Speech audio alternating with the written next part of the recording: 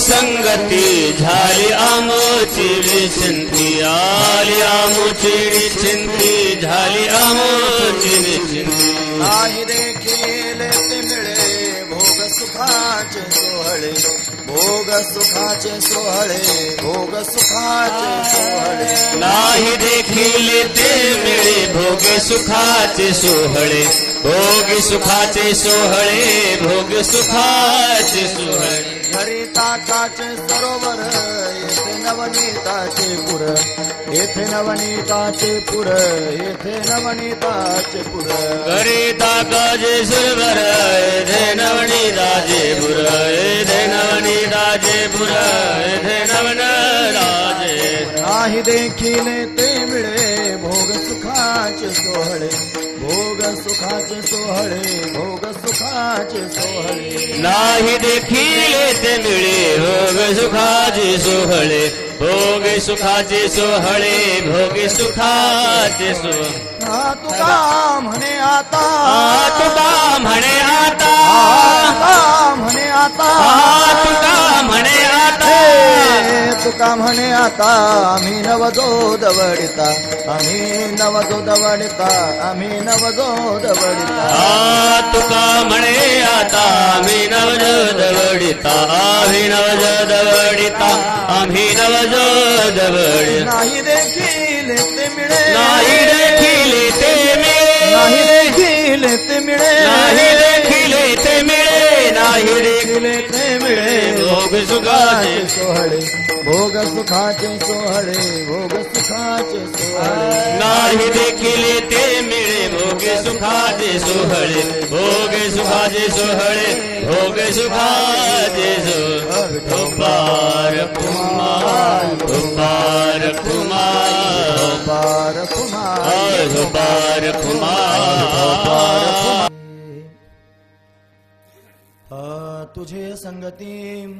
तुझे संगती झाली आमुची निश्चिंती नाही देखील ते मिळे भोग सुखाचे सोहळे घरी ताकाचे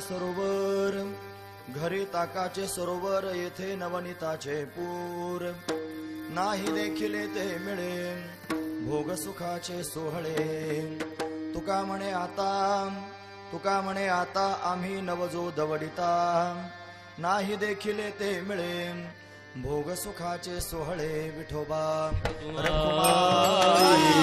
बार कुमाय बार कुमाय बार विठोबार कुमाय बार विठोबार कुमाय ढोबार कुमाय ढोबार कुमाय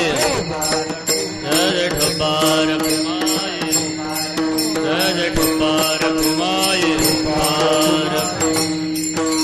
ढोबार कुमाय ढोबार कुमार कुमाय हरी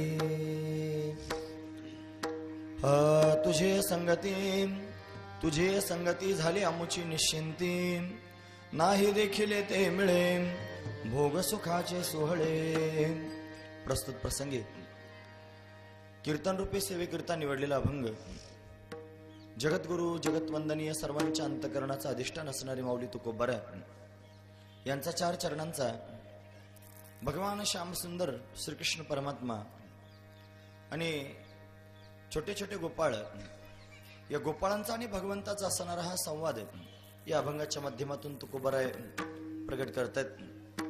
जगद्गुरु तुकोबाराय आपल्याला काय प्रतिपादन करून सांगतात तत्पूर्वी आपण एकदा संतांना नमन करूया. श्री संतांची माथा चरणावरी श्री संताची माथा चरणावरी श्री संताची माथा चरणावरी श्री संताची माथा चरणावरी साष्टांग हे करी दंडवत साष्टांग हे करी दंडवत साष्टांग हे करी दंडवत श्री संताची माथा चरणावरी माथा चरणावरी श्री संताची माथा चरणावरी माथा चरणावरी साष्टांग हे करी दंडवत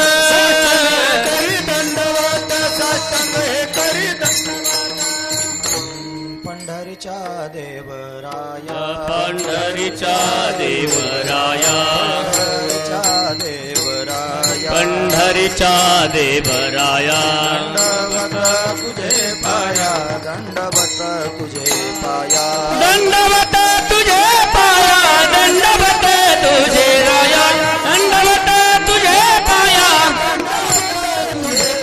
पंढरीच्या देवराया दंडवत तुझे पाया दंडवत तुझे पाया दंडवत तुझे पाया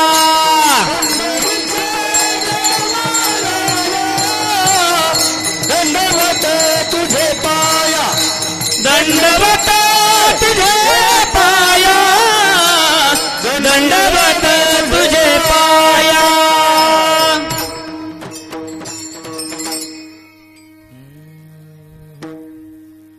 हरी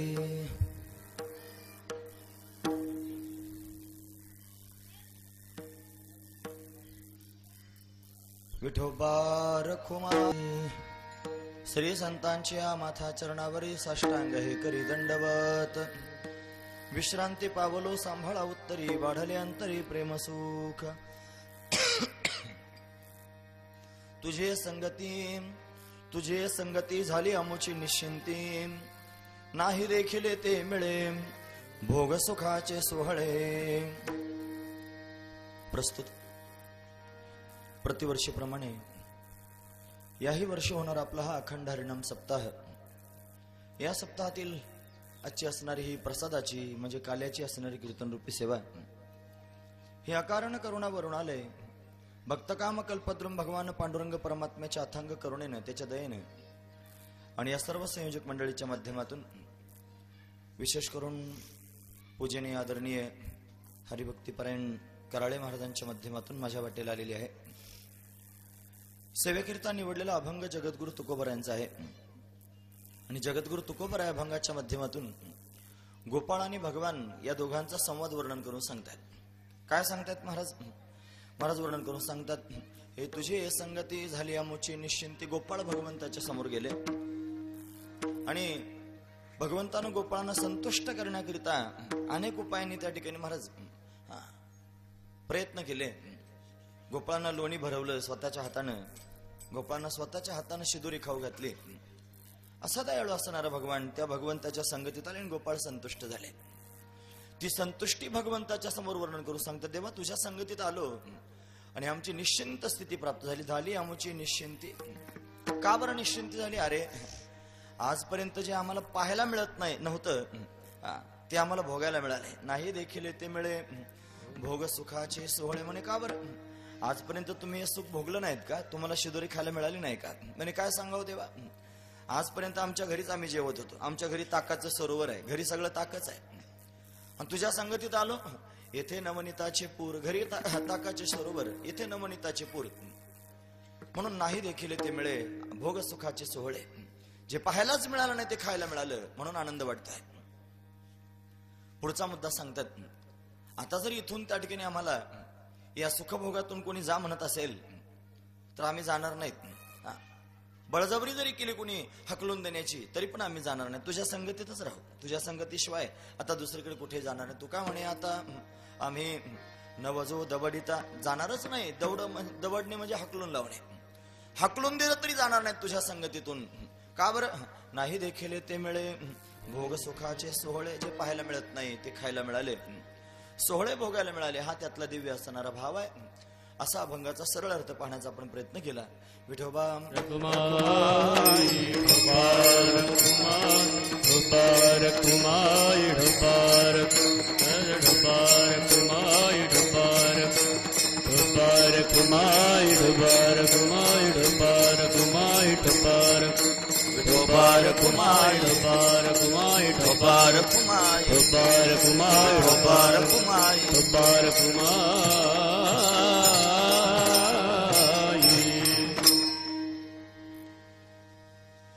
हरी तुझी संगती झाली अमुची निश्चिंती.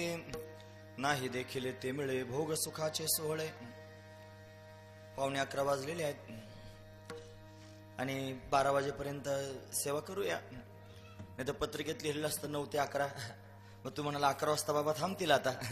15 मिनिटात काय मला कीर्तन करता यायचं नाही, फार तर 12 वाजेपर्यंत बोलूया. आणि आम्ही 9 वाजता चालूय, 9:30 वाजता. तुम्ही आताशी यायला लागले सगळेजण आवरून ज्याच्या त्याच्या परीने. आम्हाला वाटलं आता काय करावं. झाली आता सुरुवात यायची. 12 वाजेपर्यंत सगळे येतील. म्हणजे प्रसाद असतो पुढे, त्याच्याकरिता आलंच पाहिजे. काला आहे ना महाराज, काल्याकरिता जमा झालं पाहिजे. त्याच्याकरिता जेव्हाला ओढ लागली पाहिजे. 9 वाजताच लोक हजर होतात, गावगाव आम्ही जातो. असू दे, काल्याचा प्रसंग आहे. कालपर्यंत आपण त्या ठिकाणी भगवंताचं चिंतन श्रवण केलंय आणि कथा कीर्तनांचं श्रवण केलंय. आज प्रसादाचा दिवस आहे. आजच्या दिवशी त्या ठिकाणी महाराज कीर्तनकार बांधलेला असतो, म्हणजे साखळ दांडाने असा, जाम दोरीने वगैरे काही नाही बांधलेलं. म्हणजे त्यानं ठराविकच चिंतन मांडायचं असतं. काय मांडावं त्यानं त्या ठिकाणी भगवंताचं चरित्र सांगावं लागतं. आणि ते भगवंताचं चरित्रच का सांगावं लागतं असं आहे. वास्तविक पाहता जीवनाची पूर्णता, परमार्थाची पूर्णता होत असते महाराज ज्ञानानं. ज्ञान प्राप्त झालं की स्वरूपाची प्राप्ती होते आणि स्वरूपाच्या प्राप्तीने त्या ठिकाणी पूर्णविराम प्राप्त होतो. परमार्थच एक अशी गोष्ट आहे की ज्याच्यामध्ये फुल स्टॉप आहे, थांबणं आहे. एरवी संसाराकडे जर पाहिलं तर संसार नावाच्या वस्तूमध्ये थांबायचं काही कामच नाही. त्याला वाटतं अजून असावं, त्याला वाटतं सतत प्रवाहित व्हावं. थांबणं संसारात नाही, थांबणं असतं परमार्थात. त्याला त्या ठिकाणी स्वरूपाचा बोध प्राप्त झाला, मी कोण आहे याचं ज्ञान प्राप्त झालं, मोक्ष प्राप्त झाला की जन्म मरणाची परंपरा थांबते आणि मग मात्र त्याचा प्रवासच थांबून जातो. हा पूर्णविराम आहे. या काल्याच्या प्रसंगामध्ये पूर्णविरामच सांगायचा आहे. नाही तर संसार धावायला लावतो माणसाला. एक मनुष्य होता, आंधळा मनुष्य होता. त्याला दिसतच नव्हतं दोन्ही डोळ्याने. आणि एका देवळा समोर जाऊन बसला होता. मागत होता बिचारा, मागणारा होता, गरीब होता. 1-2 पैसा द्याव धर्माला, आशीर्वाद मिळेल तुमच्या मुला लेकराला, कार्यक्रम त्याचा चालू होता. बरेच दिवस भजन करत होता, इठल इठल इठल इठल. आणि एक दिवशी भगवान प्रसन्नच झाले. त्याला विचारलं, काय पाहिजे तुला, सांग भक्ता, मी प्रसन्न आहे, काय पाहिजे तुला. तो म्हणला, काय नाही, माझ्या खापर पंतवाच्या डोक्यावर राजछत्र असलेलं मला डोळ्यानं पाहायचंय. तुम्ही ऐकतात ना सगळेजण, खापरपंतू नाव कधी ऐकलं होतं तुम्ही? खापरपंतू म्हणजे मुलगा, मुलाच्या मुलाला काय म्हणतात? नातू. नातवाच्या मुलाला काय म्हणतात? पंतू. त्याच्या मुलाला काय म्हणतात? खापरपंतू. त्याच्या पुढचं असतं काळतोंड. लांबचं आहे ते कोणी पाहतच नाही महाराज, पण खापरपंतू. आणि तो खापरपंतू त्याच्या डोक्यावर छत्र पाहायचंय. कशाचं? राजछत्र. पाहण्याकरिता काय पाहिजे? डोळे. कसा माणूस होता बघा ना, एका मागण्यात किती मागितलंय. म्हणजे डोळे मागितले, मग सगळं घरदार मागितलंय, मग प्रपंच मागितला, मग बायको मागितली, मग मुलगा मागितला, मग नातू मागितला, मग पंतू मागितला, मग खापरपंतू मागितला, आणि तो राजा व्हावा हे मागितलं. एवढं मागणं माणसाचं असतं. सामान्य माणूस धावपळच करतो, त्याची अपेक्षा कधीच थांबत नाही. त्याला वाटतं धावतच राहावं. सतत धावणारा त्याने जीव आहे. प्रपंचामध्ये पूर्णविराम नाही, फुल स्टॉप नाही. फुल स्टॉप असतो परमार्थात. परमार्थात गेले की धावणं थांबतं, बस.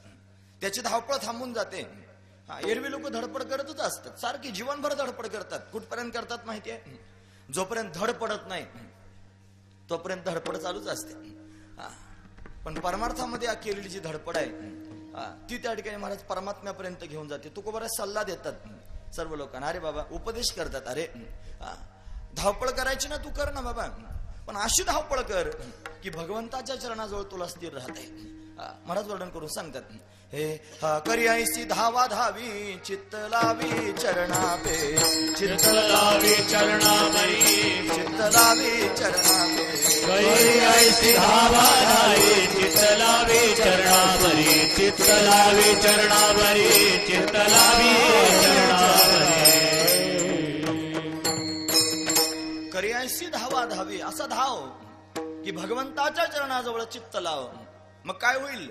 मग तो माझा मायबाप घेईल ताप हिरून, ताप हिरून घेईल. म्हणून धावपळ आहे महाराज सगळी. परमार्थातही धावपळ आहे आणि प्रपंचातही धावपळ आहे. पण प्रपंचातली धावपळ फोल आहे आणि परमार्थातली धावपळ काही सार्थ आहे. तिला काही अर्थ आहे महाराज त्या धावपळीला. पण परमार्थातली धावपळ करत करत आपण परमात्मा स्वरूपापर्यंत जावं आणि परमात्मा स्वरूपापर्यंत गेलं की विश्रांतीला प्राप्त होतो. तुकोबाराय म्हणतात, हे आता निश्चिंतीने पावलो विसावा, आता निश्चिंतीने पावलो, आता निश्चिंतीने पावलो विसावा, आता निश्चिंतीने कुंतलिया धावा कृष्ण किया, कुंतलिया धावा कृष्ण किया, धावा कृष्ण किया, आता निश्चिंतीने पावलो विसावा, कुंतलिया धावा कृष्ण किया, कुंतलिया धावा कृष्ण किया, कुंतलिया धावा कृष्ण किया, आता निश्चिंतीने पावलो विसावा, कुंतलिया धावा कृष्ण किया, कुंतलिया धावा कृष्ण किया, कुंतलिया धावा कृष्ण किया. आता तुम्ही ऐकतात ना सर्वजण, लक्षपूर्वक. आता निश्चिंतीने पावलो विसावा, खुंटलिया धावा तृष्णेची. ज्याची धावपळ थांबली ना तो म्हणू शकतो आता निश्चिंत होऊन विसाव्याला प्राप्त झालो. तुम्ही जर खरंच ऐकत असाल तर छातीला हात लावून जरा म्हणा बरं, आता मी निश्चिंतीने विसाव्याला प्राप्त झालो, काही धावपळ राहिली नाही. म्हणेल एखादं, मरायला लागलं तरी म्हणत नाही माणूस निश्चिंत झालं म्हणून. तिथं ते काही लोक म्हणतात आता नाही विसावा, तिथंच विसावा. खांद्यावर गेल्यावर तिथं मढ्याला विसावा नसतो, खांदेकऱ्यांना असतो. हे लक्षात घेण्यासारखं आहे. मढ्याला विसावाच नसतो, हा महत्वाचा विचार. लोकांना विसावाच नाही महाराज. परमार्थच एक अशी जागा आहे जिथे विसावा प्राप्त होतो, जिथे शांत स्थिती प्राप्त होते, धावपळ थांबून जाते. कशाने थांबेल धावपळ? आपण सर्वजण त्या ठिकाणी इंद्रियांच्या अधीन झालेलो आहोत. इंद्रिय म्हणतील तसं आपण वागतो आहोत. आपली इंद्रिय म्हणतात म्हणून तर आपण पळतो. आपल्या जिभेला फार चाव नाही, फार खावा वाटतंय, काय काय खावा वाटतंय. आपले डोळे फार खराब आहेत, ते काही पण पाहण्याचा विचार करतात. आपले कान फार वाईट आहेत, जे ऐकून ते ऐकण्याचा प्रयत्न करतात. या सगळ्या इंद्रियांच्या आपण अधीन आहोत. धावपळ आपली त्याच्याचमुळे सुरू आहे. आपल्या सर्वांच्या मस्तकावर काळ उभा आहे आणि प्रत्येक क्षणाला आपल्याकरिता त्या ठिकाणी वाट पाहतो आहे. तो केव्हा उचलून घेऊन जाईल सांगता येत नाही. काळाबरोबर युद्ध करण्याची क्षमता आपल्या अंगात नाही. पण आपण इंद्रियांची दिने आहोत. इंद्रियांची दिने आम्ही केलो नारायणे. आपण इंद्रियांची दिन आहोत आणि काळाच्या समोर आपण गुलाम आहोत. काळ आपल्या समोर त्या ठिकाणी महाराज उभा राहिला तर आपण काही प्रतिकार करू शकत नाही. आपण दुर्बल आहोत, आपण दीन आहोत आणि आपण दुर्बल आहोत. मग अशा दीन लोकांनी, दुर्बल लोकांनी काय करावं? सुखाकरिता, समाधानाकरिता, मोक्ष प्राप्तीकरिता, पूर्ण विरामाकरिता, विसाव्याकरिता, स्थिरतेकरिता, समाधानाकरिता काय करावं? त्यांना कोण सुख प्राप्त करून देईल? महाराज वर्णन करून सांगतात, हे दिनानी दुर्बळासी सुखराशी हरे कथा, सुखराशी हरे कथा, सुखराशी हरे कथा. दिनानी दुर्बळासी सुखराशी हरे कथा, हरे कथा, सुखराशी हरे कथा. अरे जे दीन आहेत, जे दुर्बल आहेत, लोक कबूलच करीत नाहीत आपण दीन आहोत म्हणून. लोक कबूल करीत नाहीत आपण दुर्बल आहोत म्हणून. पण दीन आहेत सगळेजण, दुर्बल आहेत सगळेजण. पण त्यांना सुख हवंय. त्या सुखाकरिता जर प्रयत्न करत असाल तर हरिकथा, भगवंताची कथा, ती सुखकारक आहे. काय करते कथा? म्हणे तारू भवसागरीचे उचनीचे अधिकारी. भवसागरातून उचनीच असणाऱ्या अधिकाऱ्यांना तारून नेते. हे कथेचं सामर्थ्य आहे, हा कथेचा स्वभाव आहे. मग काय सांगावं कथेमध्ये? काय वर्णन करून सांगावं त्या कथेमध्ये जेणेकरून सर्वांना आनंद प्राप्त होईल, सुख प्राप्त होईल? मग महाराज वर्णन करून सांगतात, चरित्र ते उच्चारावे केले देवे गोकुळी, केले देवे गोकुळी, केले देवे गोकुळी. चरित्र ते उच्चारावे केले देवे गोकुळी, केले देवे गोकुळी, केले देवे गोकुळी. चरित्र ते उच्चारावे केले देवे गोकुळी, चरित्र ते उच्चारावे केले देवे गोकुळी, केले देवे गोकुळी, केले देवे गो. चरित्र ते उच्चारावे केले देवे गोकुळी, केले देवे गोकुळी, केले देवे गोकुळी, केले देवे गोकुळी, केले देवे गो. भगवंताचं चरित्र उच्चारावं. ते चरित्र उच्चारलं की सर्वांना सुख प्राप्त होईल. लोकांना किचकट ऐकायला नको आहे. किचकट सांगायला लागलं की लोक पाहतच राहतात, जसे काही इंजेक्शन देऊन आणलेले आहेत असेच पाहतात तोंडाकडे. त्यांना समजतच नाही काय. त्यांना मोक्ष, मुक्ती, साधना आणि ह्या अमुक असं म्हणलं की ते म्हणतात असलं नको काय, दुसरं काहीतरी सांगा. दुसरं काय सांगायचं? अरे तेच महत्वाचं आहे, जीवाच्या हिताचं साधन आहे आणि तेच ऐकलं पाहिजे महाराज. महत्वाचं चिंतन तेच आहे. हे कीर्तन, या कथा, हे सप्ताह याच्याच करतायत जीवानं उद्धारापर्यंत जाण्याकरिता. पण वारकरी संप्रदायातल्या त्या ठिकाणी महाराज लोकांनी चाठळ करून ठेवले. लोक सुद्धा सगळे लोक चाठळ झाले. त्यांना असं चिंतन ऐकायला आवडत नाही, त्यांना गंमत ऐकायला आवडते, त्यांना विनोद ऐकायला आवडतात. त्यांना बास 2 तास फक्त कीर्तनकारानं हशा केला पाहिजे, बास खुश लोक सगळे. मला वाटतं कीर्तनकारानं लोकांच्या समोर विनोद करून त्या लोकांना हसवण्यापेक्षा, कीर्तन करण्यापेक्षा सर्कशीत भरती व्हावं, जास्त पैसे मिळतील. निश्चितच पगार जास्त मिळेल, सर्कशीत जास्त पैसे मिळतात. हे करण्यापेक्षा ते करावं. लोक कठीण ऐकत नाहीत, हा महत्वाचा विचार आहे. सोपं सांगावं लागतंय. पण सोपं काय, सोपं तरी काय सांगावं? भगवंताचं चरित्र सांगावं जे सर्वांना कळण्यासारखं आहे. आणि ते जर लोकांनी ऐकलं आणि त्या भगवंतावर जर प्रेम लोकांचं जडलं तर मग भगवान अनायास त्यांचा उद्धार करील. त्यांना वेगळं अवघड साधन करण्याची गरज पडणार नाही. सोप्या साधनानं सर्वांना उद्धारून जाता येईल. रोग जाय, दुधानं साखरेने जर त्या ठिकाणी रोग जात असेल, तुपानं साखरेने जर रोग जात असेल तर कडुलिंब का प्यावा? कडुलिंब पिण्याची काय आवश्यकता आहे? कठीण सांगण्यापेक्षा सोपं सांगावं आणि जे सोपं सांगावं ते भगवंताचं चरित्र सांगावं. असं आहे. अनेक धर्म आपल्याला पाहायला मिळतात आणि अनेक धर्मांमध्ये अनेक देवता, अनेक ग्रंथ पाहायला मिळतात. अनेक धर्मांमध्ये म्हणजे बघा तुम्ही, आपले इस्लाम बांधव आहेत, त्यांना एकच देव आहे. आपल्याला हजारो देव आहेत, आपल्याला कोट्यावधी देव आहेत. ऐकतात तुम्ही सगळे? त्यांना एकच ग्रंथ आहे, आपल्याला हजारो ग्रंथ आहेत. हजारो ग्रंथांमध्ये त्यांनी आपल्याकडे कितीतरी पुरावे, कितीतरी त्या ठिकाणी दृष्टांत सांगता येतील, कितीतरी कथा वर्णन करून सांगता येतील. एवढ्या कथा त्यांनी सोडून द्यायच्या आणि लोकांच्या समोर दुसरं प्रपंचाचं गाणं गात बसायचं. त्याचा काही उपयोग नाही महाराज. भगवंताची कथा सांगावी, भगवंताचं चरित्र सांगावं आणि ते फार सांगण्यासारखं आहे. वेळ पुरत नाही सांगायला महाराज. एवढं त्या ठिकाणी ज्या वेळेला भागवत कथा असते ना, त्या भागवत कथेमध्ये त्या ठिकाणी महाराज 3 तासाची वेळ असते, बऱ्याच वेळेला 6-6 घंटे एकाच वेळेला कथा होते. तरी लोक ऐकतच राहतात, कारण भगवंताचं चरित्रच असं आहे. तुम्ही कधी कथा ऐकण्याचं योग आलं की नाही मला माहित नाही. ढवळे महाराज असतात आमच्याबरोबर कधी कधी तबला वाजवण्याकरिता. इथे आईसाहेब आलेले आहेत, झाडे आईसाहेब, झाडे महाराज आमच्या बरोबर असतात. त्यांना माहिती आहे कथा ऐकायला श्रवण केले, श्रवणाला सुरुवात केली की महाराज 6-6 घंटे ऐकत राहतात. वेळ पुरत नाही सांगायला. एवढी गोड भगवंताची कथा दुसरं काय सांगावं, कशाकरिता सांगावं? मग काय सांगितलं पाहिजे? चरित्र ते उच्चारावे, भगवंताचं चरित्र सांगावं. आणि कोणतं चरित्र सांगावं? केले देवे गोकुळे. दुसरं सांगण्यापेक्षा हे सांगावं. गोकुळातलं चरित्र भगवंताचं सांगावं. अनेक ठिकाणी भगवंतानं चरित्र केलं, अनेक युगांमध्ये भगवंतानं चरित्र केलं. भगवान सत्ययुगामध्ये अवतरण झाला, त्यानं त्या ठिकाणी हिरण्याक्ष, हिरण्यकश्यपू सारखे दैत्य वराह नरसे रूप धारण करून त्यांचा निपात केलं. भगवान त्रेतायुगात अवतीर्ण झाला, त्यानं रामरूपात येऊन रावण कुंभकर्ण मारले.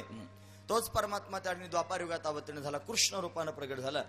या परमात्म्याने अनेक ठिकाणी चरित्र केलं. तो परमात्मा त्या ठिकाणी गोकुळात चरित्र करतोय, वृंदावनात चरित्र करतोय, तो मथुरेत चरित्र करतोय, तो द्वारकेत चरित्र करतोय. त्यानं कुरुक्षेत्रावर चरित्र केलं, त्यानं हस्तिनापुरात चरित्र केलं, त्यानं अनेक ठिकाणी स्वतःचं चरित्र त्यांनी करून दाखवलं. पण एवढं जरी भगवंताचं चरित्र असलं तरी एवढ्या सगळ्या ठिकाणचं चरित्र उच्चारायचं नाही. हस्तिनापुरातलं सांगायचं नाही काल्याच्या दिवशी, नाही तर मग ते महाभारत होईल.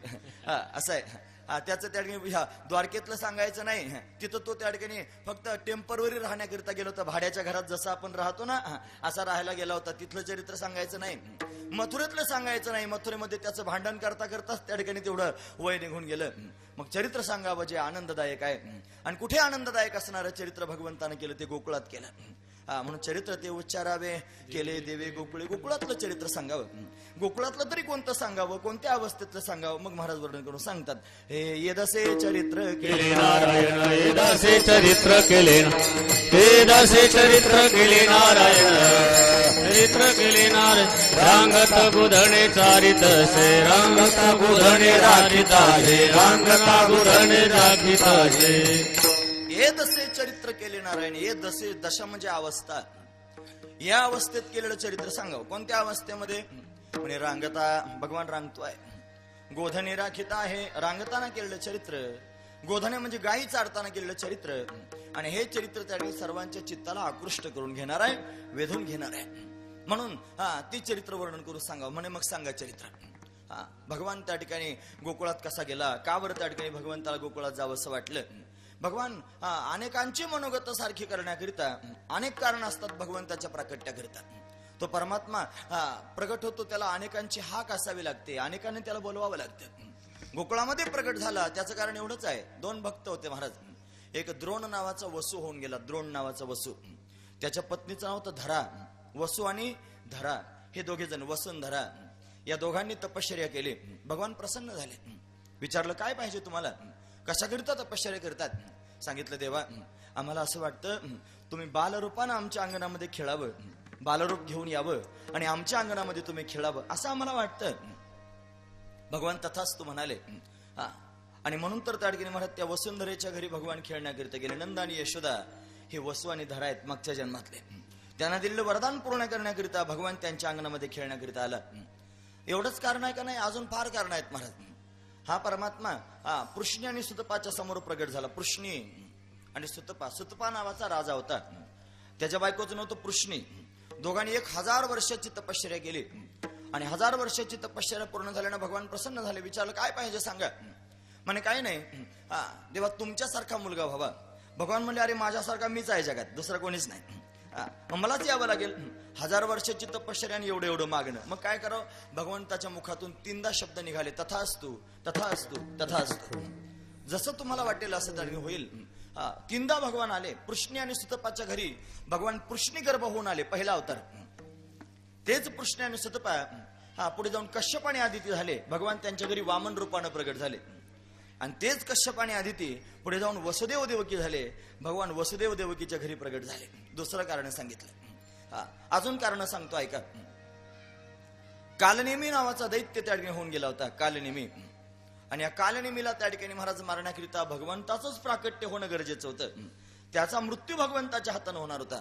पण तो कालनेमी त्या ठिकाणी कंस झाला होता, कंस झाला होता.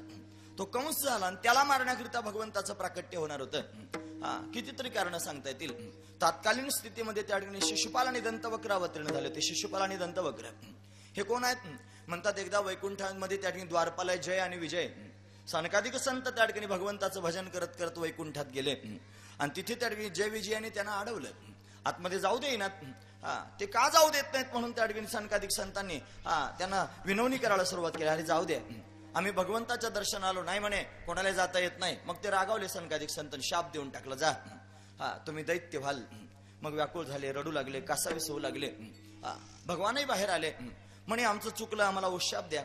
परत त्या ठिकाणी वैकुंठात येण्याकरिता काय करावं लागेल म्हणे, 7 जन्म लागतील, भगवंताची भक्ती करावी लागेल. 7 जन्मात परत याल. म्हणे अरे 7 जन्म जरा जास्तच होतात नाही का देवाच्या घरी परत यायला. त्याच्यापेक्षा लवकर नाही येता यायचं का म्हणे, लवकर येता येईल. मग कधी 3 जन्मामध्ये येता येईल, पण विरोधी भक्ती करावी लागेल, भगवंताचा विरोध करावा लागेल. देवाचा विरोध केला की भगवान पुन्हा तुम्हाला वैकुंठात घेऊन येतील. मग 3 जन्मात यायचं ठरलं. सत्ययुगामध्ये ते हिरण्याक्ष हिरण्यकश्यपू झाले, भगवंताच्या हाताने उद्धरले. त्रेतायुगामध्ये ते रावण कुंभकर्ण झाले, भगवंताच्या हाताने उद्धरून गेले. आणि द्वापार युगामध्ये ते त्या ठिकाणी शिशुपाल आणि दंतवक्र झाले आणि भगवान त्यांचा उद्धार करण्याकरिता अवतार धारण करून आले. ही वस्तुस्थिती आहे. हाच महत्वाचा विचार आहे. मग जरासंधासारखा त्या ठिकाणी दुराचारी जन्माला आला, दुर्योधनासारखे पापी जन्माला आले. पापी जे अभक्त, दैत्य जे मातले आणि धरणीशी झाले ओझे त्याचे. पृथ्वीला भार झाला आणि पृथ्वीला पापाचा भार सहन होईना. मग वत्सरूपी पृथ्वी ब्रह्म्यापाशी जाय, नेत्री वाहे तोय संग तसे. वत्स म्हणजे त्या ठिकाणी गाय, गोमातेच्या रूपामध्ये, वासराच्या रूपामध्ये पृथ्वी आणि ब्रह्मदेवाच्या जवळ गेले. आणि ब्रह्मदेवाच्या जवळ जाऊन त्या ठिकाणी महाराज ब्रह्मदेवाला आपलं गाऱ्हाणं सांगू लागले. खरं तर पृथ्वी ही भगवंताची पत्नी आहे, बायको आहे. मग बायकोनं आपल्या नवऱ्याजवळच जाऊन गाऱ्हाणं सांगायचं डायरेक्ट. ब्रह्मदेवाला कशाला मध्ये घालायचं. पण तिला माहिती आहे आपला नवरा बायकोच्या अधीन नाही. काही बाईल बुद्धी असतात, बायकोच ऐकून वागतात. दुसरं जय देव जय देव जय माझे बायको, जे तुम्ही सांगाल ते आम्ही ऐको. बस मला वाटतं एकदा या मंडपात मी कीर्तन केले, मला आठवतं, ये साते आलिया ओळगा शारंग धरू नाहीतरी संसारू जाईल रे. कोणाला आठवत असेल मला माहित नाही. अभंगही मला आठवतोय कोणता घेतला होता. मग त्याच्यात झालं होतं हत्तीचं उदाहरण झालं होतं पा, गजेंद्र नावाचा हत्ती. हा, आणि त्याच्यात हे आलं होतं जय देव जय देव जय माझे बायको. असलं बायकोचे ऐकणारे लोक असतात बरेचसे. पण भगवान मात्र बायकोच्या अधीन नाही. तिला माहिती आहे पृथ्वीला, पृथ्वी भगवंताची पत्नी आहे. आपण रोज सकाळी उठल्यानंतर पृथ्वीला नमस्कार करतो. हे समुद्र वसने देवी पर्वतस्तन मंडले विष्णू पत्नी नमस्तुभ्यम पादस्पर्शम क्षमस्व मे. विष्णू पत्नी नमस्तुभ्यम, ही विष्णूची पत्नी आहे. म्हणून भगवंताची पत्नी आहे तरी डायरेक्ट भगवंताकडे गेली नाही, ब्रह्मदेवाला मध्यस्थ केले. त्याचं कारण असं आहे, ब्रह्मदेव भगवंताचा मुलगा. एखादा माणूस किती निकट काळजाचा असला आणि बायकोचं ऐकतच नसला तरी, तो जरी बायकोचं ऐकत नसला तरी त्याचं छोटस लेकरू जर त्याच्या समोर आलं आणि त्याच्या धोत्राला धरून त्या ठिकाणी ओढायला लागलं, म्हणे बाबा खाली बसा, केवढाही बळदंड असू द्या, त्याचा लोकांमध्ये दबदबा असू द्या, आणि तो त्या ठिकाणी बाप आपल्या लेकराला पाहून त्या ठिकाणी पटकन खाली बसतो. छोटस लेकरू त्याला बसवतच, फक्त बसवतं नाही, ते म्हणतं घोडा घोडा करा, त्याच्याकरिता घोडाही होत आहे. हे पृथ्वीला माहिती आहे. जरी माझं ऐकलं नाही तरी त्याच्या मुलाचं नक्की ऐकेल. म्हणून ब्रह्मदेव भगवंताचा मुलगा, म्हणून ब्रह्मदेवाला मध्ये घातलं आणि ब्रह्मदेवाला मध्ये करून पृथ्वी त्या ठिकाणी भगवंताच्या समोर गेली आणि गाणं सांगू लागले क्षीर समुद्रामध्ये. नमोस्त्वनंताय सहस्रमूर्ते सहस्रपादाक्ष शिरोरुबाहवे सहस्रनामने पुरुषाय शाश्वते सहस्रकोटी युगधारिणे नमः. नमः कमलनाभाय नमस्ते जलशायिने नमस्ते केशवानंत वासुदेव नमोस्तुते. वासनाद वासुदेवस्य वासितं भुवनत्रयं सर्वभूत निवासोऽसि वासुदेव नमोस्तुते. भगवंताचं स्तवन करू लागले ब्रह्मदेव. आणि ब्रह्मदेवानं सांगितलं पृथ्वीवर पापाचा भार झालाय, पृथ्वीला तो सहन होत नाही, भगवंता तुम्ही काहीतरी उपाय करा. आणि मग भगवंतानं सांत्वना देण्याकरिता आकाशवाणी केली आणि आकाशवाणीनं सर्व लोकांना सांगितलं, हे आकाशाची वाणी सांगे सकळासी, आकाशाची वाणी सांगे सकळासी, आकाशाची वाणी सांगे सकळासी, आकाशाची वाणी सांगे सकळासी. तळमळ मनासी करू नका, धर मनासी करू नका, धर मनासी करू नका. सर्वांना सांगितलं तळमळ मानसी करू नका. का बरं? देवकीच्या गर्भा येईल भगवान, रक्षील ब्राह्मण गाय भक्त. देवकीच्या घरी भगवान येतील आणि गायी ब्राह्मणांना भक्तांना त्यांनी भगवान सांभाळतील. सर्वांना दिलासा मिळाला, भगवान देवकीच्या घरी येणार आहेत. कोण आहे देवकी? देवकी ही देवक राजाची मुलगी. म्हणतात माथुर प्रांतामध्ये एक भोजवंशी अहुक राजा जन्माला आला. अहुक, या अहुकाला 2 मुलं झाले. एकाचं नाव उग्रसेन आणि दुसऱ्याचं नाव देवक. या उग्रसेनाची बायको त्या ठिकाणी गर्भवती झाली आणि तिच्या गर्भावर एका राक्षसाची सावली पडली. त्याचं नाव द्रुमिल. द्रुमिल नावाच्या ब्राह्मणांनी सांगितलं, हिच्या गर्भावर सावली पडली दैत्याची, याचा अर्थ हिला मुलगा सुद्धा दैत्यासारखा होईल. ऐकतात ना तुम्ही सगळे? एखादं जर फारच त्रास द्यायला लागलं ना, आपण सहज म्हणतो याच्यावर कोणाची सावली पडली काय की, सरळ आपण म्हणून जातो कोणाची सावली याच्यावर पडली. अशी सावली पडली की त्याचे गुण उतरतात. दैत्यासारखा मुलगा होईल. म्हणून मुलगा झाला उग्रसेनाला, पण घाबरला, म्हणे दैत्य जन्माला आला, आता काय करायचं? त्याला टोपलीत घातलं आणि पाण्यात सोडून दिलं. ते वाहत वाहत त्या ठिकाणी सौरी गावापर्यंत गेलं. सौरी गावाचा राजा शूरसेन, या शूरसेनाला ती टोपली सापडली. त्याने तो मुलगा लहानचा मोठा केला आणि त्याचं नाव ठेवलं कंस. कंस हा कंस उग्रसेनाचा मुलगा, पण शूरसेनाने लहानचा मोठा केला. मग कंसाला कळालं मोठं झाल्यावर माझ्या बापानंच मला पाण्यात सोडून दिलं, मला बापाचाच बदला घेईन. मग बदला घेण्याकरिता तपश्चर्या केली भगवान शंकराची. भगवान शंकर प्रसन्न झाले, म्हणे माग भक्ता तुला काय मागायचं? म्हणे देवा मला अमर करून टाका. भगवान शंकर म्हणले तसलं बंद केलंय आता, अमर बिमर कोणाला करीत नाही. म्हणे का? अरे ज्याला वरदान देतं ते माझ्याच मागं पळायला लागतंय. वृकासूर नावाच्या दैत्याला वरदान दिलं, ज्याच्या डोक्यावर हात ठेवशील त्याचं भस्म होईल. ते भगवान शंकराच्याच मागं पळायला लागलं डोक्यावर हात ठेवायला. वरदान तर दिलं नाही, पण एक धनुष्य दिला, त्याला शिवधनुष्य म्हणतात. सांगितलं घेऊन जा, विजय होशील. हाच धनुष्य तुझ्या मृत्यूची सूचना तुला देईल. तो शिवधनुष्य मिळाला. म्हणतात धनुर्याग केला होता ना, तो धनुर्याग त्या ठिकाणी त्याच धनुष्याचा याग होता. दरवर्षी करत होता कंस. त्यानं बापावर आक्रमण केलं, बापाला जिंकलं, बंदीखान्यात टाकून दिलं, स्वतः राजा झाला. देवक राजा त्याचा चुलता, त्याला 7 मुली आहेत. त्याच्यापैकी 6 मुलींचं लग्न वसुदेवाबरोबर झालं होतं. शूरसेनाचाच मुलगा वसुदेव आहे. वसुदेव 7वी मुलगी देवकी ही त्या ठिकाणी महाराज उपवर झाली. लग्नाचं वय तिचं आलं. कोणाशी लग्न करावं विचार केला, म्हणून त्या ठिकाणी वसुदेवालाच बोलावलं. म्हणे माझ्या बहिणीशी लग्न कर. तो म्हणलं मी पहिले 6 लग्न केलेले आहेत, 7वं लग्न करायची माझी इच्छा नाही. बळच मला लग्न करायला लावू नको. यानं हातात तलवार घेतली कंसाने, मुंडकच उडवतो म्हणला तुझा.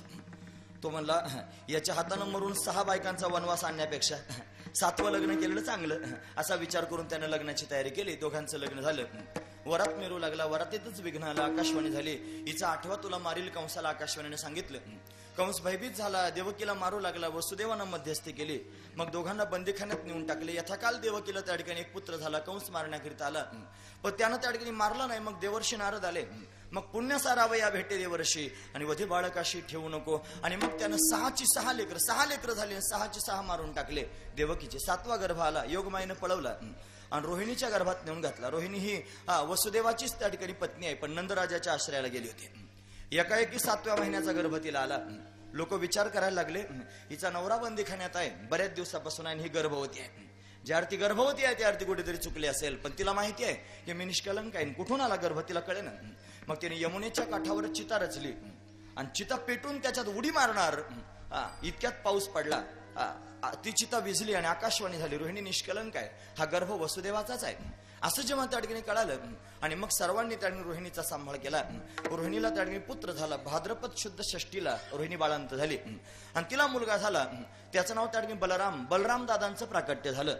बलभद्र प्रगट झाला, पण त्याने डोळेच उघडले नाहीत जन्मता. विचार करायला लागले सगळेजण, मुलगा तर झाला पण याने डोळे उघडले नाही, आता काय करावं. मग ब्राह्मणाला बोलवलं. शांडिल्य ऋषी आले. त्यांनी जन्मपत्रिका त्याची पाहिली आणि जन्मपत्रिका पाहिल्यानंतर कळालं, अरे हा काही सामान्य नाही, हा तर शेष नारायण आहे. ज्या अर्थी हा शेष नारायण प्रगट झाला त्या अर्थी भगवान प्रगट होणार आहे. कारण का, शेष नारायण हे भगवंताचं आसन आहे आणि ज्या अर्थी आसन आलं त्या अर्थी आसनावर बसणारा नक्कीच येणार आहे. सगळ्यांना कळालं. कुठे येईल काही कळेना. मग सांगितलं, आपला राजा नंद राजा, या नंदराजाला बऱ्याच दिवसापासून त्या ठिकाणी संतती झाली नाही, मग आता काय करावं. म्हणून नंदराजाला पुत्र व्हावा याच्याकरिता सगळ्या गावाने तपश्चर्या करू. म्हणून आबाल वृद्धांनी एकादशीचं व्रत केलं महाराज. निर्जला एकादशी, वर्षभर निर्जला एकादशी, दर 15 दिवसाची एकादशी, पाणी सुद्धा न पिता लहान मुलांपासून म्हाताऱ्या माणसांपर्यंत धरावी. सर्वांची तपश्चर्या सफल झाली आणि यशोदा राणी गर्भवती झाली. सर्वांना आनंद झाला. तिची सेवा करण्याकरिता नंदराजाची बहीण आली सुनंदा. नंदाला 2 बहिणी होते, एक नंदा आणि दुसरी सुनंदा. ही सुनंदा आली सेवा करण्याकरिता.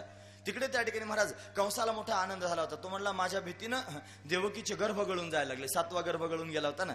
बघा म्हणला, माझ्या भीतीनं गर्भ जन्मालाच येत नाही आता. आणि पण चमत्कार असा घडला की भगवान प्रगट होणार आहेत.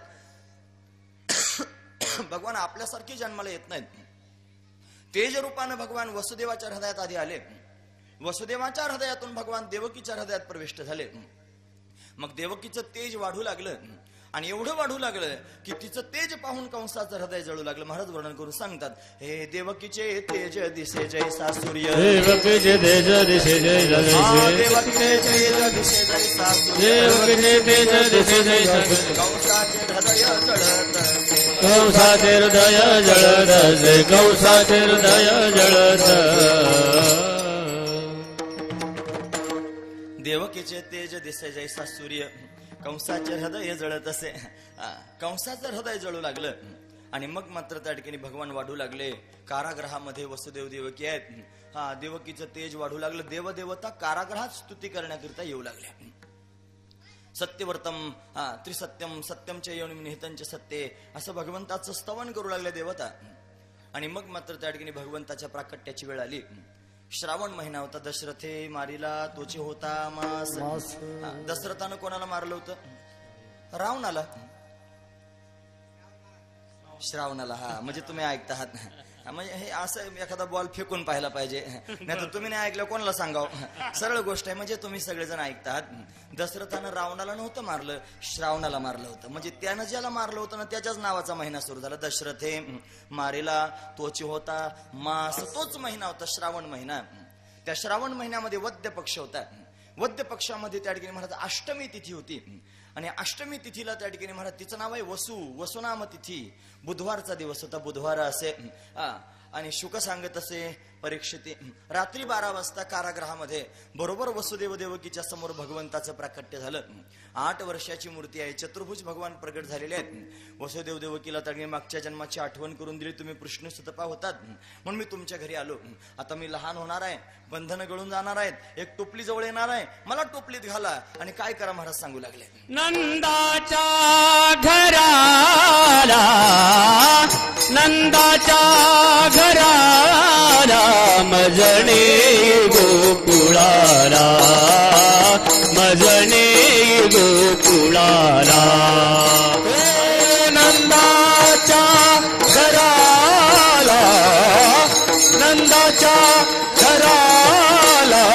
मजने गोकुळाला मजने गोकुळा गोकुळा माया उपजली ते ठेवे मजानी ते नंदाच्या घराला नंदाच्या घराला मजने गोकुळाला मजने गोकुळाला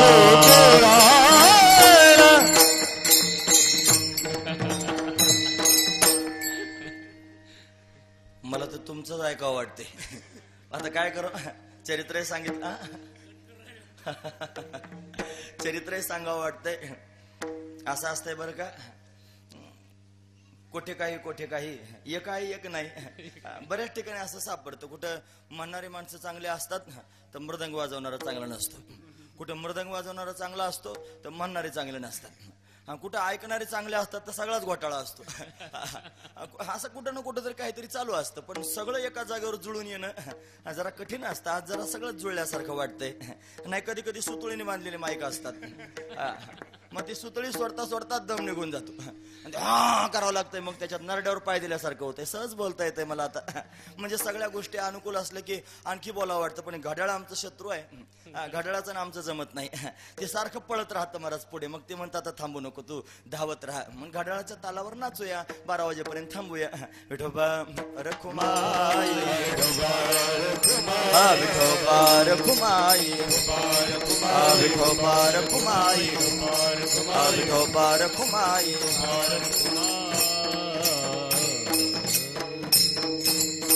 नंदाच्या घराला मजने गोकुळाला मला नंदराजाच्या घरी नेऊन घाला असं सांगितलं भगवंतानं.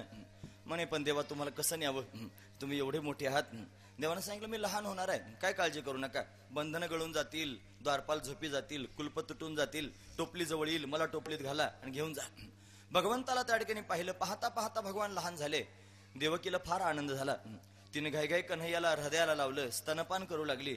पण दुसऱ्या क्षणाला मनात विचार आला, जर मी याला इथेच दूध पाजत बसेल तर कंस जर आला मग काय करू. सोडा सोडा मिठी, लपवा लपवा जगजिठी, जणे कंसाशी कळेल, माझ्या बाळाशी मारील. म्हणून त्या ठिकाणी महाराज अशा पद्धतीने त्या ठिकाणी महाराज देवकी सांगू लागली, माझ्या बाळाला लपवा. वसुदेवानं त्या ठिकाणी भगवंताला उचललं. त्याला उचलल्याबरोबर चमत्कार झाला. उचलीला कमळापती, पायीची बंधने गळती, बंधनं त्या ठिकाणी गळून गेली. भगवंताला घेऊन निघाले. द्वारपाल झोपे गेले, कुलप गळून गेले, दरवाजे आपाप उघडले. एक टोपली जवळ आली, टोपलीत देवाला घातलं. डोक्यावर टोपली घेतली, रस्त्यानं चालू लागले. धो धो धो पाऊस येऊ लागला. शेष नारायणानं वरतून फण धरला. यमुना नदीला पूर आला, पण वसुदेवानं पुरातही प्रवेश केला. बापाचं अंतकरण आहे ना महाराज. बापाला असं वाटतं माझा मुलगा सुखात असा, माझ्या मुलाला त्या ठिकाणी सुख समाधान, त्याच्यावर काही संकट येऊ नये.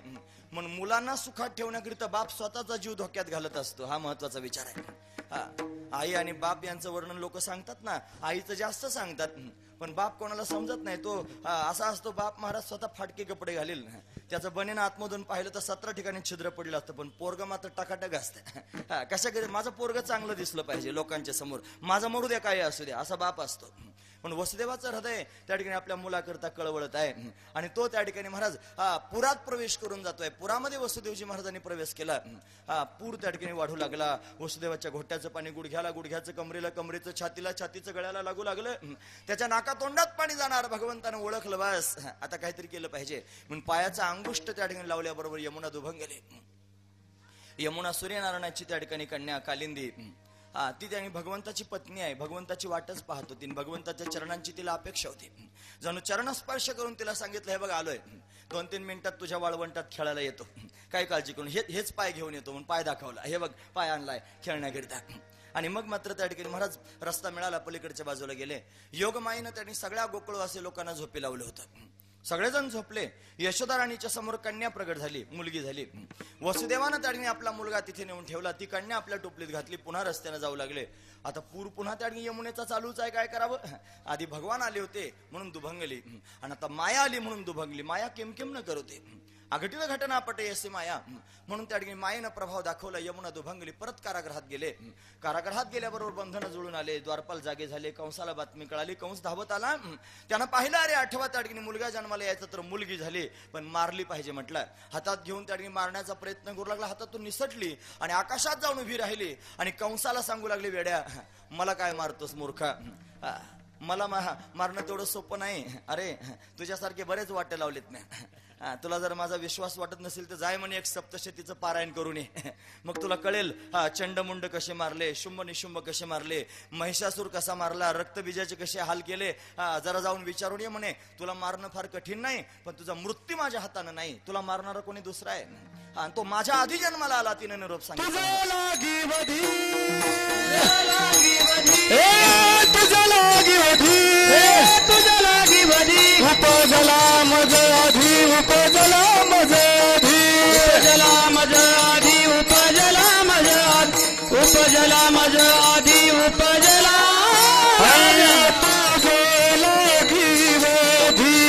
उपजला मज आधी, उपजला मज आधी, उपजला मज आधी,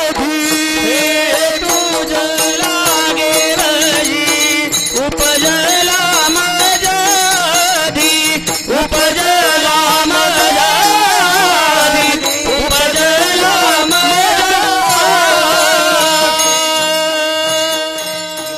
हे तुझं लागे वधी, उपजला मजा आधी, तुला मारणारा माझ्या आधी जन्माला आला. कंसाला निरोप कळाला. इकडे भगवान गोकुळात प्रगट झाल्याची बातमी सगळ्यात आधी कळाली सुनंदेला. ती सेवा करायला गेली होती ना. तिने विचार केला, वहिनी बाळांत होण्याची वेळ जवळ आलेली आहे. पहाटे जाऊन त्या ठिकाणी पाहू लागली. खिडकीतून पाहिलं तर काय, नीलमण्यासारखा चमकणारा माझा कन्हैया दिसू लागला. घाईघाईनं घरात गेली. यशोदा राणीला झोप लागली होती. झोपेत बाळांपण झालं होतं. आता ती माया प्रगट झाली होती ना महाराज, मायेच्या प्रभावानं झोप लागली होती. यशोदेला जागा केलं आणि जागा करून त्या ठिकाणी महाराज म्हणू लागली, वहिनी जाग्या व्हा, तुम्हाला मुलगा झाला. यशोदेला फार आनंद झाला. कन्हैयाला हृदयाला लावलं आणि आता सुनंदा त्या नंदराजाला सांगण्याकरिता निघाली. नंदराज गोठ्यामध्ये गायीची सेवा करत होते, गोमातेची सेवा. जे भाग्यवान आहेत ना महाराज, तेच गोमातेची सेवा करतात. ज्यांच्या भाग्यात आहे तेच त्या ठिकाणी करू शकतात. म्हणून खऱ्या अर्थानं गोमातेची सेवा केली पाहिजे. ती त्या ठिकाणी वंदे गोमातरम, सगळ्या जगाची आई आहे महाराज. ती त्या ठिकाणी महाराज सगळ्या जगाची जननी आहे. तिला गायत्री म्हणतात. ती त्या ठिकाणी कामधेनू आहे. ती सुरभी आहे. तिच्यामध्ये काय वर्णन करून सांगावं. 33 प्रकारचे देव राहतात. 33 कोटी म्हणजे संख्यावाचक नाही, 33 कोटी म्हणजे प्रकारवाचक. 33 प्रकारचे देव आपल्या धर्मशास्त्रामध्ये मानले जातात. 11 रुद्र मानले जातात. 11 रुद्र आहेत. त्यानंतर 12 आदित्य आहेत. त्याच्यानंतर 8 वसु आहेत. त्याच्यानंतर 2 अश्विनी कुमार आहेत. एवढे देव त्या ठिकाणी पाहायला मिळतात. ते गोमातेमध्ये वास्तव्य करतात. एवढी गोमाता महत्वाची आहे. तिच्यामध्ये एवढी क्षमता आहे. पण आज तिचा दुष्काळ झाला महाराज. गोमातेचं त्या प्रमाण कमी झालं. त्याचं कारण ती दुसरी आली ना, करते ती येडं जानवर ते त्या ठिकाणी आणलं लोकांनी इकडं. ते वष्टा नाही, ते त्या ठिकाणी मला जर्सी आहे, जर्सी. आणि ते त्या ठिकाणी आलं. लोकांना वाटतं की फार चांगलं दूध देत 40 लिटर, पण त्याच्या दुधानंच रोग वाढले महाराज सगळे. आता लोकांना उठसूट बीपी वाढतो. कधी वाढतो कोणाचा? कीर्तनाला 12:30 वाजले की वाढलाच बीपी त्याचा. असं होतं ना महाराज बऱ्याच वेळेला. बीपी वाढतो, कोणाची शुगर वाढते, कोणाला हार्ट अटॅक येतो, कोणाला काय होतं, कोणाचे हाडं झिजून जातात, कोणाचे मणके उघडून जातात. कशामुळे होतं सगळं? त्या येड्या जनावराचं दूध प्याल्यामुळे होतंय महाराज. गोमातेचं दूध तसं नाही. गोमाता त्या ठिकाणी महाराज प्रभावी आहे. ती गोसेवा करणं गरजेचं आहे. गोमाता कमी झाली त्याचं कारण आपण सगळे जाऊन आहात. आपण जबाबदार आहोत त्याला. आपण आपली गाय त्या ठिकाणी खाटकाला देतो, कसायाला त्या ठिकाणी देतो, आणि तो कसाई त्या ठिकाणी आपल्या डोळ्यासमोर गाय कापतो. थोडी लाज वाटली पाहिजे आपल्याला की आपण त्या ठिकाणी जगाच्या आईला आणि त्या ठिकाणी कसायाच्या तावडीत देतो. काय करतो तो कसाई माहिती आहे तुम्हाला? तो त्या ठिकाणी महाराज तिला उपाशी ठेवतो. उपाशी 4-8 दिवस उपाशी ठेवलं जातं. मग ती भुकेनं व्याकुळ होते आणि मग तिला त्या ठिकाणी पायांना बांधून असं फरफटत ओढलं जातं आणि ओढत ओढत नेऊन त्या ठिकाणी कडक कडक त्या ठिकाणी तापलेलं पाणी असतं. ते पाणी तिच्या अंगावर टाकलं जातं आणि ते पाणी तिच्या अंगावर टाकून तिला त्या ठिकाणी महाराज जिवंतपणे, डायरेक्ट मारित नाही, जिवंतपणे त्या ठिकाणी तिच्या अंगावरचं कातडं काढून घेतात. का बरं काढतात माहिती आहे? त्याच्यापासून त्या पर्स होतात, त्याच्यापासून त्या चपला होतात, त्याच्यापासून अजून काही होतात. आणि गरोदर असणारी गाय, गाभण असणारी गाय, तिला जास्त करून कापतात. का बरं? तिचा जो गर्भ आहे ना, त्या गर्भाच्या वरची जी नाजूक असणारी कातडी आहे ती जास्त कामाची, जास्त किमतीला विकली जाते.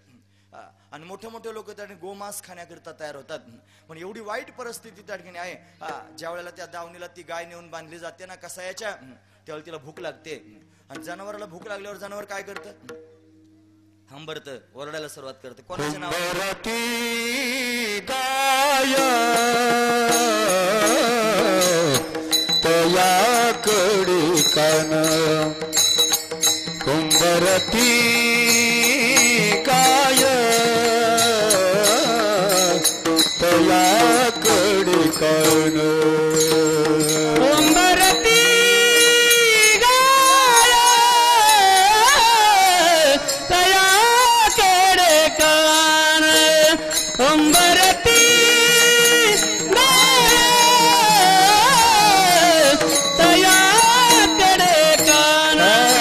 कैवल्या निधान देऊन ठाके कैवल्या निधान देऊन ठाके हंबरती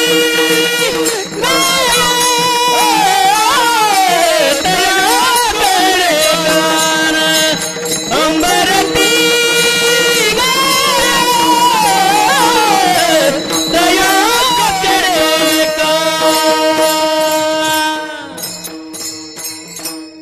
हंबरते गाय तयाकडे कान.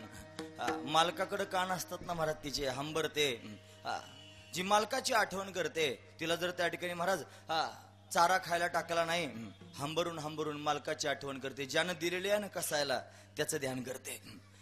आणि मिळत नाही काही खायला, त्यावेळेला मनोमन म्हणते, वेड्या तुझ्याकडे काय मागत होतं रे? मी दूध देतो तोपर्यंत मला सांभाळलं, मी वासर देतो तोपर्यंत मला सांभाळलं, माझं दूध बंद झालं, माझे वासर बंद झाले, कसायाच्या तावडीत टाकून दिलंस. काय नसतं मागितलं तुला. 2 त्या ठिकाणी काड्या तुझ्या अंगणात बसून खाल्ल्या असत्या आणि तेवढ्यावर सुखी राहिले असते. मला देऊन टाकलंस कसायाच्या ताब्यात. जेव्हा तो कसाई कापतो ना त्यावेळेला त्या तिच्या काय वेदना होत असतील महाराज. तिचा शाप प्राप्त होतो. देत नाही, आई आहे ना, आई शाप देत नसते, पण जरी दिला नाही तरी मिळतो. लक्षपूर्वक ऐका. हा महत्वाचा विचार. मला वाटतं कंबर बांधून उगच कीर्तन करत जाऊ नये. हे त्या ठिकाणी धर्माचं व्यासपीठ आहे आणि इथून धर्म सांगितला पाहिजे. आमची जबाबदारी आहे हे सांगणं. प्रत्येक इथे जेवढे कीर्तनकार असतील त्या प्रत्येकाने गोमातेचं महात्म्य लोकांच्या समोर सांगा. तिला वाचवा. तिला वाचवण्याची वेळ आलेली आहे. लोक त्या ठिकाणी फार निर्घृण झालेले आहेत. सगळ्यांनी उठाव केला पाहिजे. महाराष्ट्रामध्ये गोहत्या बंदीचा कायदा झालाच पाहिजे. हा विचार सर्वांनी त्या ठिकाणी केला पाहिजे. महाराज तुम्हाला सांगू एक गोष्ट महत्वाची. व्यासपीठावर उभं राहून सांगतोय, या नारदाच्या गादीवर उभं राहून सांगतोय, जो कोणी गोवंशाचं संरक्षण करतो, जो कोणी गोवंशाला सांभाळतो, भगवान त्याचा वंश सांभाळतो. भगवान त्याच्या वंशातला सर्वांना सांभाळतो. त्यांचं हवं नको ते त्यांना पाहतो. आणि पुढे सांगू, जो कोणी त्या ठिकाणी महाराज गोवंशाला नष्ट करतो, भगवान त्याचा वंश नष्ट करतो. त्याला दिवा लावायला कोणी शिल्लक ठेवत नाही महाराज. म्हणून गोमाता फार महत्वाची आहे मायबाप. गोमातेला वाचवा. तिला वाचवा. तुमच्या डोळ्यासमोर जर कोणी गायला कसायाच्या तावडीत देत असेल तर वाचवा. तुम्हाला आशीर्वाद मिळेल. तुमची लेकरं बाळ सुखी होतील. ती गाय त्या ठिकाणी फार महत्वाची आहे महाराज. जगाचा मालक आहे माझा भगवान, अनंत कोटी ब्रह्मांडाचा नायक आहे माझा भगवान. पण तो भगवान गोसेवा करण्याकरिता अवतीर्ण झाला आणि त्यानं 11 वर्ष आणि 56 दिवसापर्यंत त्या ठिकाणी गोसेवा केली गोकुळामध्ये राहून. अरे जगाचा मालक जर गोसेवा करतोय तर आपण का करू नये महाराज? ती एवढी महत्वाची त्या ठिकाणी गोसेवा आहे. का सांगतोय कळवळून, का सांगतोय पोटतिडकीनं? आज फार वाईट परिस्थिती आहे म्हणून आपण सर्वांनी ती परिस्थिती सावरली पाहिजे. मग गोसेवा करणं अतिशय गरजेचं आहे. नंद बाबा गोसेवा करतायत. विठोबा रखुमाई हरिडोबा रखुमाई हरिडोबा हरिडोबा रखुमाई ढोबार हरिडोबार घुमाई ढोबार ढोबार घुमाई ढोबार घुमाई ढोबार घुमाई. पुढचा मुद्दा सांगू. नंदबाबांनी गोसेवा केली म्हणून तर गोपाल घरी आला. ज्याला वाटतं ना देव आपल्या घरी यावं त्यानं गोसेवा करावी. ज्याच्या घरी गाय असते ना, ज्याच्या गोठ्यात, तिथे गाय सांभाळणार आहे तो गोपाळ. आणि तो गोपाळ येतो ना, त्याच्या मागे त्याची बायको चालत येते. माहिती आहे त्याची बायको कोण आहे? तिचं नाव लक्ष्मी. लक्ष्मी आपाप घरी येते. आणि ज्याच्या घरी लक्ष्मी राहते ना महाराज, त्याचं सगळं घर सुखानं समाधानानं भरलेलं असतं. तिथे त्यांनी सगळं वय, त्याची लेकरं बाळ सुखात राहतात. म्हणून गोसेवा करावी. बस भगवान आपल्या घरी येईल. नंदबाबा गोसेवा करतायत म्हणून गोलोकधामामध्ये राहणारा भगवान नंदबाबाच्या घरी आला आणि तिथे अवतीर्ण झाला. सुनंदा सांगण्याकरिता गेली, भैया भैया नंदबाबांनी विचारलं, काय ग सुनंदे, का हाका मारतेस? म्हणे काही नाही भैया, वहिनी बाळांत झाल्या, तुम्हाला मुलगा झाला, लाला भयो हे. नंदराजाला फार आनंद झाला, भगवान प्रगट झाले. नवरत्नांची माळ काढून सुनंदीला दिली. सुनंदा सगळ्या गावात त्या ठिकाणी सांगण्याकरिता निघाली. गवळण आहे ना महाराज, ती गवळण अनेक गवळण सांगू लागली. गवळण म्हणती गवळणीला, गवळण म्हणती गवळणीला, गवळण म्हणती गवळणीला, गवळण म्हणती गवळणीला, गवळण म्हणती गवळणीला, गवळण म्हणती गवळणीला, गवळण म्हणती गवळणीला, गवळण म्हणती गवळणीला, गवळण म्हणती गवळणीला, पुत्र झाला यशोदेला, गवळण म्हणती गवळणीला, पुत्र झाला यशोदेला, गवळण म्हणती गवळणीला, पुत्र झाला यशोदेला, गवळण म्हणती गवळणीला, पुत्र झाला यशोदेला. एक धावती एकी पुढे, एक धावती एकी पुढे, एक धावती एकी पुढे, एक धावती एकी पुढे, एक धावती एकी पुढे, एक धावती एकी पुढे, एक धावती एकी पुढे, एक धावती एकी पुढे. गवळण म्हणते गवळणीला, पुत्र झाला यशोदेला. सगळ्या गावात बातमी पसरली. बातमी जर लवकरात लवकर जावं वाटत असेल तर बायकांच्या कानावर देऊन टाकायची. मग ते आपाप सांगतात, माउथ पब्लिसिटी, तोंडतोंडी प्रचार, सगळीकडे आपाप प्रचार होतो महाराज. त्या शांत राहत नाही, त्यांना एखादा मुद्द्याचा त्या ठिकाणी प्रसंग सांगायचा, ते आपाप सगळ्या गावात पसरवतात. सगळ्या गावात बातमी पसरली आणि सर्व लोक भगवंताला पाहण्याकरिता येऊ लागले. गोकुळवासी सर्वांना आनंद झाला. गोकुळीच्या सुखा, गोकुळीच्या सुखाले, गोकुळीच्या सुखाले, गोकुळीच्या सुखाले, गोकुळीच्या सुखा, गोकुळीच्या सुखा, गोकुळीच्या सुखा, गोकुळीच्या अंत पार नाही लेखा, अंत पार नाही लेखा, अंत पार नाही लेखा, अंत पार नाही लेखा, नाही लेखा. बाळकृष्णनंदा घरी, बाळकृष्णनंदा घरी रे, बाळकृष्णनंदा घरी, बाळकृष्णनंदा घरी रे. नागिले का अंत पर नागिले का, अंत पार नागिले का, अंत पार नागिले का, नागिले का. बाळकृष्ण नंदा घरी, बाळकृष्ण नंदा घरी, बाळकृष्ण नंदा घरी, बाळकृष्ण नंदा घरी.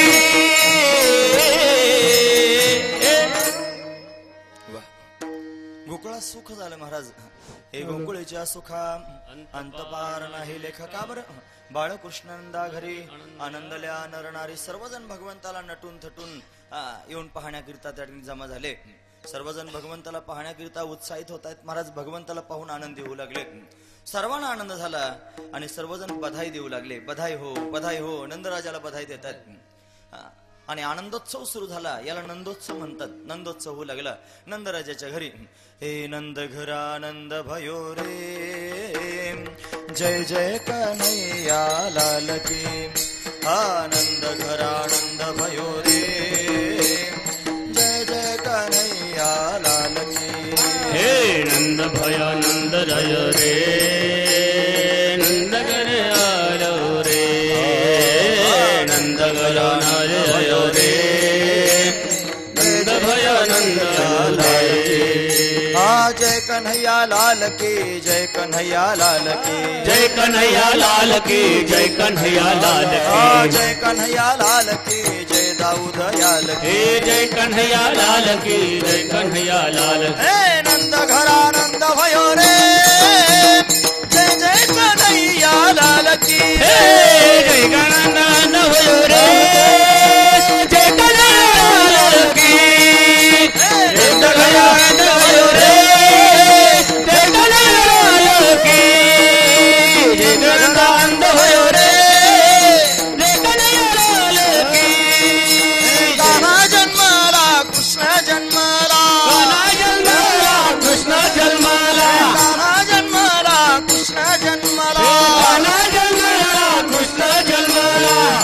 राजा घरी आनंद झाला, आनंद राजा घरी आनंद झाला. कान्हा जन्मला कृष्ण जन्मला कान्हा जन्मला कृष्ण जन्मला कान्हा जन्मला कृष्ण जन्मला कान्हा जन्मला कृष्ण जन्मला. गोपाल कृष्ण भगवान की जय. नंद घरा आनंद भयो, जय कन्हैया लाल की. का बरं एवढा आनंद झाला? कान्हा जन्मला, कृष्ण जन्मला, सगळा गाव आनंद विभोर झाला. आणि आनंद विभोर होऊन भगवंताला पाहण्याकरिता येऊ लागला. भगवान अष्टमीला प्रगट झाले आणि अष्टमीपासून त्यांनी हा उत्सव सुरू राहिला. सर्वजण आनंद विभोर होऊन भगवंताला रोज पाहण्याकरिता कोणी खेळणं पाळणं सुंठवडा वस्त्र आभूषण घेऊन येऊ लागली. मावश्या हेल घालण्याकरिता येऊ लागल्या गोपिका.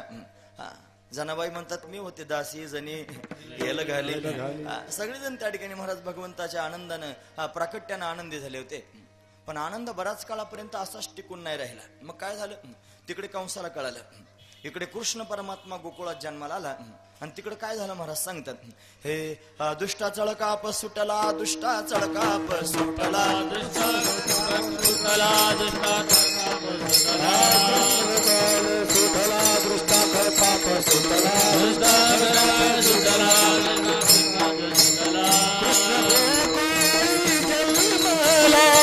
दृष्टा चळकाप सुटला, दुष्टा कृष्णाचा अवतार करती घरोघर, होता कृष्णाचा अवतार आनंद करती घरोघर, आनंद करती घरोघर, आनंद करती घरोघर. कृष्ण गोकुळी जन्मला, दुष्टा चळकाप सुटला, कृष्ण गोकुळी जन्मला. तुम्ही ऐकता सर्वजण? जर खरंच ऐकता तर मला सांगा, कृष्ण कुठे जन्मला? मथुरेत. आणि तुकोबरा काय म्हणतात? कृष्ण गोकुळे जन्मला. तुकोबरांना माहित नव्हतं काय कृष्ण मथुरेत जन्मला म्हणून? हे का गोकुळात म्हणत असतील? खरं सांगू, दोनही ठिकाणी कृष्णच जन्मला होता. मथुरेतही परमात्माचा अवतीर्ण झाला आणि गोकुळातही परमात्माचा अवतीर्ण झाला. पण हे कळालं नाही, त्याचं कारण योगमाया. मायेनं कळलं म्हणून लोक म्हणतात तिथं माया जन्माला आली होती. माया नाही जन्माला आली, परमात्माच जन्माला आला. म्हणून तुकोबरायांचं म्हणणं खरं आहे. ते म्हणतात कृष्ण गोकुळी जन्मला, परमात्मा गोकुळात अवतीर्ण झाला. हा महत्वाचा विचार आहे. म्हणजे परमात्मा प्रगट झाला आणि दुष्टाला चळकाप सुटला. दुष्ट आहे कंस. या कंसाला त्या ठिकाणी महाराज भय निर्माण झालं, भयभीत झाला, काय करावं काही कळे ना. आणि या कंसानं त्या ठिकाणी महाराज मोठी सभा भरवली, मिटिंग भरवली आणि अनेक दैत्य बोलावले. सगळ्या दैत्यांना बोलावून सांगू लागला, माझा शत्रू पंचकृषीत जन्माला आला. कुठे जन्माला आला मला माहित नाही, पण मारण्याकरिता जा. दैत्य ऐकतच होते. इतक्यात त्या ठिकाणी महाराज पुतनाबाई आल्या समोरून. पुतनेनं पाहिलं, अरे कंसाने एवढे दैत्य बोलावलेले आहेत आणि सर्वांना त्या ठिकाणी सांगतोय काहीतरी. पुतना म्हणले, काय सांगतोस रे? म्हणे काय नाही, माझा शत्रू जन्माला आला, त्याला मारायला जायचंय. ते म्हणले, मी जाते ना मग. पुतनेनं भगवंताला मारण्याचा विडा उचलला. काय उचललं? विडा. पूर्वीच्या काळात विडे असायचे. मग विडा म्हणजे काय? सुपारी त्याच्या खाली 2 पानं. आता गेले पानं गळून, आता फक्त सुपारीच राहिली महाराज. मारण्याचा विडा उचलला. भगवंताला मारण्याकरिता निघाले. ती सुंदर असणार रूप धारण करून आली. महाराज वर्णन करून सांगतात, हे नामा म्हणे आली नंदाची, म्हणे आली नंदाची, नाम म्हणे आली नंदाची अंगणी, नाम म्हणे आली नंदाचे अंगणी, स्वरूप सुंदरी देवांगना, स्वरूप सुंदरी देवांगना, स्वरूप सुंदरी देवांगना. आली नंदाची घरा, स्वरूप सुंदरा देवांगना. ती जणू काय अप्सरा असावी अशी सुंदर त्याने रूप धारण करून आली पुतना. तिने भगवंताला मारण्याचा प्रयत्न केला. वेळेच्या अभावी भगवंतानं तिला लगेच मारून टाकलं. देवाला मारायला आली होती, पण भगवंतानं तिचा उद्धार केला. शोषिली पुतनाईने मोहिले करू, भगवंतानं पुतनेचा उद्धार केला आणि तिला ती गती दिली. पुतनेचं तोंड पाहिलं आणि भगवंतानं डोळे बंद करून घेतले. का बंद केले माहितीये? अनेक कारण सांगतात. म्हणे ही स्त्री आहे, तिला कसं मारावं? ती माझी आई होऊन आली आहे, तिला कसं मारावं? ती विष पाजणार आहे, तिला कसं मारावं? ते आता विष मला प्यायचं, ते कसं प्यावं? या सगळ्या गोष्टी आणि मागच्या जन्मातली कोण त्याचा विचार केला, या सगळ्या गोष्टींचा विचार केला. एवढंच नाही, डोळे बंद करून विचार करत होते, भगवान मम दर्शन फल परम अनुपा, जीव पाव निज सहज स्वरूपा, मम दर्शन फल परम अनुपा, जीव पाव निज सहज स्वरूपा. माझ्या दर्शनाचं फल काही अनुपम्य आहे. ज्याला कोणाला माझं दर्शन होतं त्या जीवाला त्यांनी सहज स्वरूपाची प्राप्ती होते. पण या पुतणेला त्यांनी स्वरूपाची प्राप्ती करून देण्याकरिता भगवान अशा पद्धतीने त्या ठिकाणी महाराज तयार आहे. स्वरूपाची प्राप्ती करून द्यायची आहे, तिला सायुज्य मोक्ष प्राप्त करून दिला, हा महत्वाचा विचार आहे. माऊली ज्ञानोबा वर्णन करून सांगतात, तू सनकादिकाचे निमाने सायुज्य सौरसुती झाला पुतणे, जी विषाचे निस्तन पाने मारू आले, जी विष घेऊन मारण्याकरिता आली, तिला त्यांनी सायुज्य मोक्ष प्राप्त करून दिला. भागवतकार वर्णन करून सांगतात, अहो बकीयम स्तनकालकूटम जिघंसयापाय यदप्य साधिकम लेभे गतिम धातृचितां ततोन्य कं वा दयालुं शरणं व्रजेन. मारण्याकरिता आले, पण तिला ती गती दिली जी गती आईला प्राप्त करून द्यावी. जी देवकीला गती दिली ती पुतणीला दिली, जी यशोदेला गती दिली ती पुतणीला दिली. म्हणजे अनेक प्रकारानं त्या ठिकाणी भगवान भक्तांचा उद्धार करतो. या पुतणेचा उद्धार भगवंतानं केला, हा भगवंताचा स्वभाव आहे. म्हणून डोळे बंद करून विचार करत होते, हे मम दर्शन फल परमानुपा, जीवनावंत सहज स्वरूपा,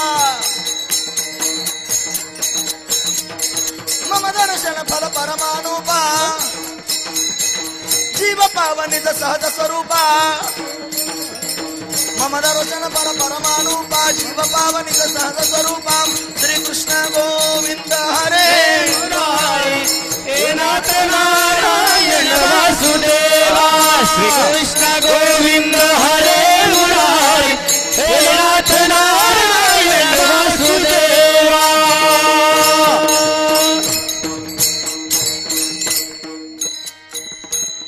मम दर्शन फल परमानुपा. ज्यावेळी तिचं स्तनपान भगवान करू लागले ना, गोचडासारखा चिकटला भगवान तिच्या स्तनाला. काही केलं नाहीच ना. तिचे शब्द आहेत, सा मुंच मुंच अलमिती प्रभाशिनी. दोनदा म्हणली मुंच, मुंच म्हणजे सोड. एकदा म्हणली सोडो, एकदा म्हणून नाही थांबली, दुसऱ्यांदा म्हणते सोड देवा, सोड देवा. का सोड म्हणते माहितीये, देवा यह लोकातल्या व्यवहारातून सोडव आणि परलोकातल्या बंधनातून सोडव, सोड मला. स्वतः मुक्त व्हायचं असेल तर भगवंताचीच विनवणी करावी, सोड देवा तू या बंधनातून सोड, एक वेळ करूया दुःखा वेगळा, मला मोकळा कर याच्यातून. पुतना त्या ठिकाणी म्हणू लागली, भगवंतानं उद्धार केला. कंसानं त्या ठिकाणी महाराज पुतना मारल्याची बातमी ऐकली, कंस भयभीत झाला, त्यानं महामळ नावाचा दैत्य पाठवला. तो दैत्य ब्राह्मणाचा वेश घेऊन त्या ठिकाणी गेला, पण भगवंतानं त्याची विटंबना केली. ब्राह्मणाला जीवेच मारू नये, भगवंतानं त्याची विटंबना केली. विटंबिला भट दिला पाठीवरी पाठ, पाठीवर त्या ठिकाणी महाराज त्याच्या पाठ पडला. अचेतन पदार्थ त्याला मारू लागले, त्याची फजिती करून टाकले. फक्त दैत्य मारण्याकरिताच आला होता का, असं नाही महाराज. तो दैत्यांचा उद्धार करण्याकरिता आला होता. त्यानं अनेकांचा उद्धार केला. महाराज वर्णन करून सांगतात, हे काग बग रिठा मारिले बाळपणी, काग बग रिठा मारिले, अवघे दैत्य खाणी पुरविली, अवघे दैत्य खाणी पुरविली, अवघे दैत्य खाणी पुरविली. कागासूर मारला, बगासूर मारला, धेनुकासूर मारला, अरिष्टासूर मारला, व्योमासूर मारला, केशी असुर मारला, अनेक सूर मारले देवानं आणि सगळ्यांना मुक्ती पंथाला पाठवलं, सर्वांना मोक्ष प्राप्त करून दिलं. अनेक प्रकारचे दैत्य आले. भगवान रांगत आहे त्यावेळेला त्या ठिकाणी तृणावर्त आला होता. त्या तृणावर्ताचा भगवंतानं उद्धार केला. यानंतर त्याने शकटासूर आला, भगवंतानं त्याला लात मारली, त्याचा उद्धार केला. यानंतर रिठासूर आला, रिठासूर एक त्या ठिकाणी बाई विकण्याकरिता आली, ती रिठे घे सोया पोत पनीर रिठे असं म्हणत होती. तिनं ते रिठे आणले महाराज. तो रिठा म्हणतात बाळाला दृष्ट लागू नये म्हणून रिठा त्या ठिकाणी त्याच्या गळ्यात वळवला की त्याला दृष्ट लागत नसते, म्हणून माझ्या बाळाला दृष्ट लागू नये म्हणून यशोदेने त्या ठिकाणी रिठा घेतला आणि कन्हैयाच्या गळ्यात बांधला. आता तो गळ्यात बांधल्यानंतर लहान लेकरांचा स्वभाव असतो, काही बांधलं गळ्यात की तोंडात घालायचं. भगवंताला पाळण्यात घातलं. देवानं पाहता पाहता त्याने तो रिठा घेतला, ओळखलं हा रिठा सामान्य रिठा नव्हता, याच्यामध्ये आसूर त्याने रिठाचं रूप घेऊन आला होता, रिठासूर त्याचं नाव. तो घेतला, भगवंतानं त्यांनी चावायला सुरुवात केली. त्याला चावून त्या ठिकाणी मस्त करून टाकलं, बास. त्याला त्या ठिकाणी रक्तभंबाळ करून टाकलं, मारून टाकला रिठासूर. सगळ्या पाळण्यामध्ये रक्तच रक्त झालं, रक्ताचा ओघळ आला. यशोधराणी विचार करते काय झालं, कुठून आलं रक्त, पाहते तर पाळण्यातून आलं. तिला वाटलं बस आपलं बाळ आता गेलं. घाई घाई त्या ठिकाणी पाहण्याकरिता गेली. भगवंताला पाहिलं, सगळा रक्ताने भरलेला होता. पण खेळत होता. आता काय करा, हा त्याला स्नान घातलं महाराज, आंघोळ घातली. हा आता आंघोळ घालण्याची प्रक्रिया मोठी विशेष असते. हा त्याला त्या ठिकाणी दृष्ट लागू नये म्हणून अशा पद्धतीने त्या ठिकाणी महाराज त्याला घेतलं आणि मग त्याला आधी धुवून काढलं पाण्याने. मग गाईचं गोमूत्र आणलं, गोमूत्र आणलं त्याच्या डोक्यावर वाचायला सुरुवात केली. गोमूत्रानं धुवून काढायचं, दृष्ट लागेल ना म्हणून गोमूत्रानं. देवान डोळे बंद करून घेतले. ते मला नसतारी ठासूर मारला तर बरं झालं असतं. आता हे आंघोळ घालायचा कार्यक्रम सुरू झाला. मग ते असं त्या ठिकाणी मातीनं माखलं, मग त्या ठिकाणी गार पाणी गरम पाणी सगळं त्या ठिकाणी करून मग गोठ्यात नेलं आणि मग गाईचं शेपूट आपल्या हातात घेतलं आणि त्याच्यावरून उतरायला सुरुवात केली. गाईचं शेपूट उतरावं, दृष्ट लागू नये म्हणून. तुम्ही ऐकता सर्वजण. बाळ जर घाबरलं, बाळाला जर दृष्ट लागली तर गावरान गाईचं शेपूट बरं असं घ्यावं आणि ते त्यांनी उतरून टाकावं, असं उतरावं बाळावरून. हा महत्वाचा त्यांनी विचार आहे. म्हणजे तुम्ही ज्या वेळेला भागवतामध्ये बालरक्षा स्तोत्र वाचाल त्यावेळेला तुमच्या लक्षात येईल की बालरक्षा स्तोत्र म्हणत असताना गोपिकांनी गायचं शेपूट त्या ठिकाणी कन्हैयावरून उतरवलं. अशा अनेक दैत्य मारले, अनेक लीला भगवंतानं केल्या. एवढंच त्या ठिकाणी केलंय का? नाही. मग भगवान अनेक लीला करतोय, मग भक्तांना आनंद देतोय. भक्तांना आनंद देण्याकरिता काय करतोय? तो रांगू लागला. कसा रांगतोय सांगतात. तळवे तळ हात टेकीत, डाव्या गुडघ्याने रांगत, रंगणी रंगनाथ तो म्या देखील असं रांगू लागला. रांगता रांगता कन्हैया त्या ठिकाणी महाराज उभा राहू लागला. उभं राहता राहता चालू लागला आणि चालता चालता आता तो पळू लागला. तुम्ही ऐकतात ना सगळेजण. आता पळायला लागला आणि पळता पळता मित्रांमध्ये जाऊन खेळायला लागला. कारण त्याला माहित होतं 11:15 वाजले, आता लवकर खेळलं पाहिजे म्हणून घाईघाईने खेळण्याकरिता त्याने भगवान मित्रांमध्ये गेला. मित्र त्या ठिकाणी त्याच्या वयाचेच आहेत महाराज. कोणी 5-6 वर्षाचं, फार तर 10 वर्षाच्या आतली सगळे मुलं. त्या मुलांची नावं मोठी विलक्षण आहेत महाराज. पेंद्या, सुदाम्या, वरद्या, वाकुड्या, मधुमंगल, श्रीराम ही त्या मित्रांची नावं. अनेक प्रकारची नावं त्या ठिकाणी महाराज मित्रांची. अशी त्या ठिकाणी मित्र बरोबर घेऊन भगवान खेळतोय आणि तो आनंदाने विभोर होऊन त्या ठिकाणी सर्व मित्रांना आनंद देतोय. पण सगळे पोरं असे मरतुकडे होते, उद्बत्ती छाप. हे म्हणे अरे तुम्ही सगळे गवळ्याच्या घरचे त्या ठिकाणी मुलात, खात्या पेत्या घरच्या, तर मरायला कसे काय लागले असे तुम्ही? म्हणे कसं आहे, आमच्या घरी भरपूर दही तूप लोणी आहे, पण ते सगळंचे सगळे डेअरीला जातं, आमच्या डेअरीला काही शिल्लक राहत नाही. मग काय करावं आता? ते आम्हाला मिळालं पाहिजे, याच्याकरता काय केलं पाहिजे? भगवंताने सगळ्या गावाला बोलावलं, मिटिंग घेतली. म्हणे अरे लेकरा बाळाला खायला देत जा. नुसतं साचून साचून काय करता? अरे आहे ते खा ना निदान, मेल्यावर काय शिल्लक राहील? तुम्ही ऐकतात ना सगळेजण. हे गोपाळानं नव्हतं, हे सगळ्यांकरता आहे. नाही तर लोक साचून साचून मरतात आणि काही खात नाहीत महाराज, उपाशी राहतात, साचवतात. साचवण्यापेक्षा खावं म्हणजे तिकडं नेऊन घालण्यापेक्षा आपल्या मुलांना खाऊ घाला. गोपाळ म्हणू लागले खाऊ घातला असतं, पण असं आहे कंसाचा मोठा बडगा आहे, तो त्या ठिकाणी राजा आहे, त्यानं सांगितलेलं आहे सगळंचे सगळं आमच्याकडे आणलं पाहिजे मथुरेला, जर नाही आणलं तर दंड देईन. कंसाची आम्हाला भीती वाटते म्हणून तरी सुद्धा त्याने घरी लोणी ठेवायला तयार नव्हते गोपाळ. मग काय करावं? भगवंतानं पुन्हा गोपाळांची मिटिंग घेतली छोट्या छोट्या आणि सांगितले पा आता जर तुम्हाला त्या ठिकाणी लोणी खायला भेटत नसेल तर मी म्हणतो तसं करा. म्हणे काय? आपण एक मंडळ स्थापन करू. तुम्ही ऐकतात ना सर्वजण. मंडळ, त्या मंडळाला नाव दिलं चौर्य विद्या प्रसारण मंडळ.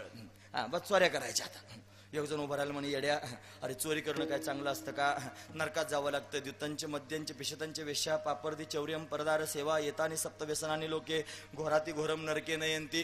अरे दारू पिल्यानं नरकात जावं लागतं, मांस खाल्यानं नरकात जावं लागतं, चोऱ्या केल्यानं नरकात जावं लागतं, खोटं बोलल्यानं नरकात जावं लागतं, व्याभिचार केल्यानं नरकात जावं लागतं. असं करू नको, नरकात जावं लागेल. चोरी करायची ते मला का? चोरी करायची म्हणजे काय तुला माहिती आहे? लोकांच्या घरी नाही करायच्या. मग आपले जेवढे गोपाळ आहेत की नाही बरोबर रोज एकाच्या घरी जायचं.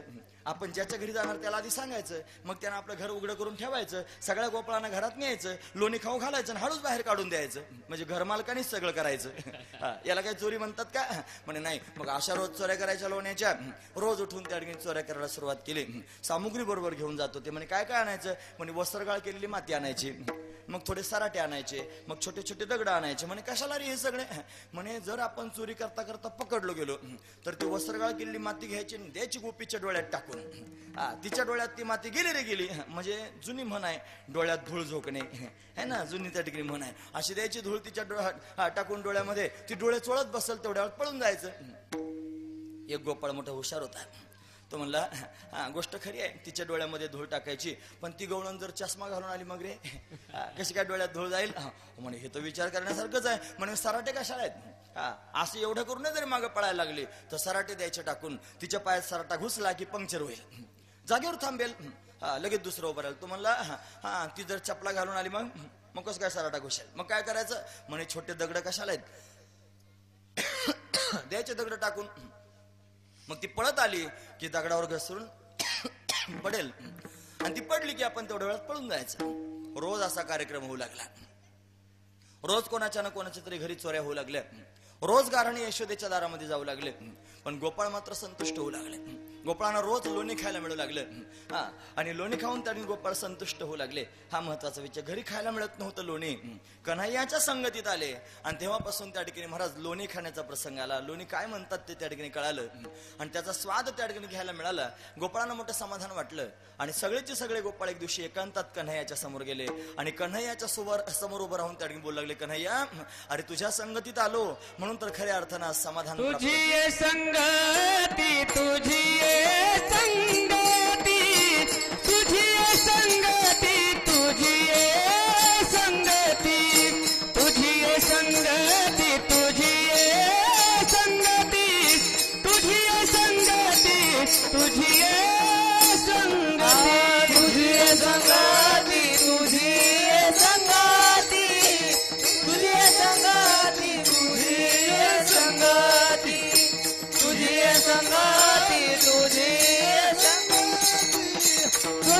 संगती, तुझी संगती, झाली आमोतीनी शांती, झाली आमोतीनी शांती, झाली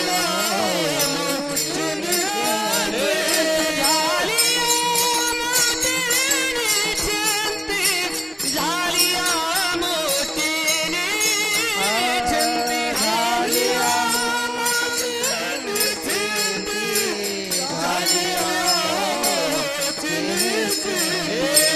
नाही देखिले ते मिळे, नाही देखिले ते मिळे, नाही देखिले ते मिळे, नाही देखिले ते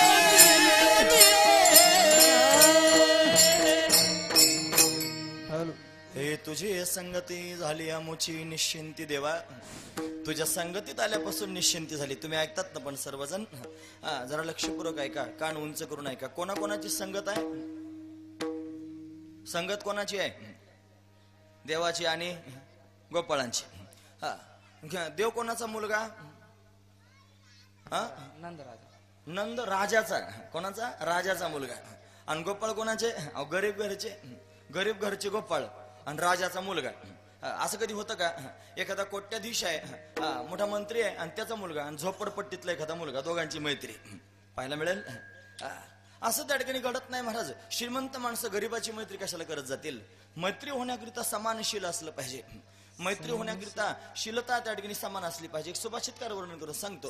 हे मृगा मृगय संगमन व्रजंती, गावश्य गोभेस्तुरंगास्तुरंगै, मूर्खाश्य मूर्खय सुधीय सुधीभि, समानशीले व्यसनेषु सख्यम. मृगा मृगय संगमन व्रजंती. मृग म्हणजे हरण. हरण हरणाची संगत करतो, घोडा घोड्याची संगत करतो, गाय गायीची संगत करते. पुढचा मुद्दा सांगतात, मूर्ख माणूस मूर्खाची संगत करतो आणि बुद्धिमान मनुष्य बुद्धिमानाची संगत करतो. म्हणून समानशील असलं की संगत घडते. श्रीमंत मनुष्य गरीबाची संगत करत नाही, गरीबाकडे बघत सुद्धा नाही, त्याला फालतू समजतो. हा महत्वाचा विचार. इथे राजाचा मुलगा आणि त्या ठिकाणी गोपाळ यांची संगत त्या ठिकाणी घडते. कशी काय संगत घडली असेल? ऐका. अरे बाहेरून दिसताना वेगळे दिसत आहेत, पण वस्तुस्थितीने एकच आहेत. परमात्मा पूर्ण ब्रह्म आहे. सावळे परब्रह्म असं म्हटलंय त्याला. आवडिया जीवा सावळा परब्रह्म स्वरूप आहे परमात्मा, आणि तो परब्रह्म स्वरूप आहे असं नाही. गोपाळ सुद्धा सगळे ब्रह्मरूप आहेत. का बरं? सगळ्या गोपाळांना ब्रह्मज्ञान प्राप्त झालं होतं. आणि श्रुती वर्णन करून सांगते, ब्रह्मविद ब्रह्मैव भवती. जे ब्रह्मस्वरूपाला जाणतात ते ब्रह्मरूपच होऊन जातात. या न्यायानं सगळ्या गोकुळातल्या लोकांना त्याने ब्रह्मज्ञान प्राप्त झालं होतं. मी सांगतो असं नाही, महाराज वर्णन करून सांगतात. हे लोका गोकुळेच्या झाले ब्रह्मज्ञान, लोका गोकुळेच्या झाले ब्रह्मज्ञान, गोकुळीच्या झाले ब्रह्मज्ञान, लोका गोकुळेच्या झाले ब्रह्मज्ञान. गेलिया वाचून जप तप, गेलिया वाचून जप तप, गेलिया वाचून जप तप. लोका गोकुळीच्या झाले ब्रह्मज्ञान, केलिया वाचून जप तप. जप तप केल्या वाचून गोपाळांना ब्रह्मज्ञान झालं होतं. म्हणजे ते ब्रह्मरूप आहेत आणि परमात्मा ब्रह्मरूप आहे. कोणीतरी इकडच्या बाजूला जा आणि आरडाओरडा करणाऱ्या मुलांना जरा थोडं दापा, म्हणजे तुम्हाला ऐकू येईल. हे पहा, हा दोघे ब्रह्मरूप आहेत आणि ते ब्रह्मरूप असल्या कारणानं दोघांची त्यांनी संगती झाली, दोघांची संगती एकमेकाला प्रिय वाटू लागली. म्हणून अशा पद्धतीने त्या ठिकाणी महाराज त्यांच्या संगतीत गोपाळ त्या ठिकाणी आले परमात्म्याच्या. परमात्म्याने त्यांना लोणी खायला दिलं, मोठं समाधान त्या ठिकाणी वाटलं. महाराज गोपाळांना स्वतः त्या ठिकाणी पावती देत आहेत, देवा तुझी संगती झाली आमुची निश्चिंती. का बरं निश्चिंत स्थिती झाली असेल? खरं सांगू, आजपर्यंत आम्हाला त्या ठिकाणी घरी जे पाहायला मिळत नव्हतं आणि ते तुझ्या संगतीत आम्हाला खायला मिळालं, भोगायला मिळालं. अभंगाचं दुसरं. नाही देखिले ते मी, नाही देखिले ते मी, नाही देखिले ते मी, नाही देखिले ते मी, नाही देखिले ते मी, नाही देखिले ते मी, नाही देखिले ते मी, नाही देखिले ते मी. भोग सुखाचे सोहळे, भोग सुखाचे सोहळे, नाही देखिले ते मी, नाही देखिले ते, नाही देखिले ते मी. भोग सुखाचे सोहळे, भोग सुखाचे सोहळे, नाही देखिले ते मी, नाही देखिले ते मी. हे नाही देखिले ते मिळे भोग सुखाचे सोहळे. तुझ्या संगतीत आल्यापासून काय झालं? गोपाळ सांगू लागले देवाला, जे आम्हाला पाहायला मिळत नव्हतं ते आम्हाला भोगायला मिळालं. या प्रत्येक शब्दांमध्ये वेदांताच्या प्रक्रिया आहेत, पण प्रक्रिया सर्वांना त्या ठिकाणी ऐकायला कठीण जातात. वेदांताचं प्रकरण जर ऐकायचं असलं तर त्याच्याकरिता पाठ ऐकायला पाहिजे, पाठात वेदांत सांगावा. आणि तो पाठ ऐकण्याकरिता परिभाषा कळाली पाहिजे, त्याला नजर असली पाहिजे. नजर त्या ठिकाणी नसली तर ते जमत नाही महाराज. म्हणून नजरेचाच परमार्थ असावा. गुरुजी म्हणायचे लोकांना, गुरुजी म्हणजे वैकुंठवासी रंगनाथ महाराज परभणीकर, ते विचारायचे म्हणे परमार्थ कोणाचा, गरीबाचा का श्रीमंताचा? मग लोक भांडायचे, ते म्हणायचे कोणी म्हणायचं गरीबाचा, कोणी म्हणायचं श्रीमंताचा. गुरु म्हणायचे गपची बसा, गरीबाचा नाही श्रीमंताचा नाही, मग नजरेचा. ज्याला नजर आहे त्याचा परमार्थ. म्हणून त्या ठिकाणी खरं तत्वज्ञान जर श्रवण करायचं असलं तर नजरेच्या माणसाला कळतं. आणि जर ते ज्याला नजर नाही त्याच्या समोर सांगितलं, त्याला डबड्यात खडे घालून वाजवल्यासारखं खडखड खडखड खडखड खडखड खडखड चालू होतं. त्याला वाटतं काय सांगितलं यानं, बावळटच आहे असं वाटतं त्या ठिकाणी. तो सांगतो पण ते कळत नाही, त्याचं कारण त्या ठिकाणी त्याला नजर नसते. इथे त्या ठिकाणी महाराज फार सुंदर असणारी वेदांताची प्रक्रिया. नाही देखिले ते मिळे भोग सुखाचे सोहळे. मला तुम्ही सांगा, परमात्मा बघण्याची वस्तू आहे का? परमात्मा भोगण्याची वस्तू आहे का? बघण्याची पण नाही आणि भोगण्याची पण नाही. परमात्मा नावारूपाच्या पलीकडचा आहे. परमात्मा निर्गुण आहे, निराकार आहे. ज्याला आजपर्यंत कोणीच पाहिलं नाही, नाही देखिले ते मिळे, ते प्राप्त झालं. आणि कसं प्राप्त झालं? भोगायला मिळालं, सगुण साकार होऊन उभा राहिला. किती सुंदर त्या ठिकाणी भगवान दिसतोय. हे राजस सुकुमार मदनाचा पुतळा, राजस कुमार मदनाचा पुतळा, रवी शशिकळा राजस कुमार मदनाचा पुतळा, राजस कुमार मदनाचा पुतळा. राजस सुकुमार मदनाचा पुतळा, राजस सुकुमार मदनाचा पुतळा. मदनाचा पुतळा असणारा भगवान सगुण मेघश्याम लावण्य सुंदर नामया दातार केशवराज. हे वंशी विभूषित कराण्डवनीरदाभात पीतांबरा दरुण बिंब फलाधरोष्ठात पूर्णेंदु सुंदर मुखाद अरविंद नेत्रात कृष्णात परम किमपि तत्व अहम न जाने. इतका सुंदर भगवान. त्या भगवंताला त्या ठिकाणी पाहून सर्वचे सर्व विहोर होतात. असं सुंदर रूप धारण करून आला परमात्मा. ज्याला नाव नाही, ज्याला रूप नाही, तो त्यांनी स्वतः झाला आणि भक्तांच्या समोर आला. आला नावा रूपा तुका म्हणे झाला सोपा. अव्यक्त ते आकारले, रूपाले गुणवंत. अनेक प्रमाण सांगता येतील. तुका म्हणे आले, रूपा अव्यक्त चांगले. अनेक प्रमाणांनी पाहता येईल. ज्याला पाहताच येत नाही तो पाहण्यायोग्य झाला. नाही देखील ते मिळे. आणि फक्त मिळे असं नाही, भोग सुखाचे सोहळे. त्याच्या खांद्यावर हात ठेवून गोपाळ फिरत होते.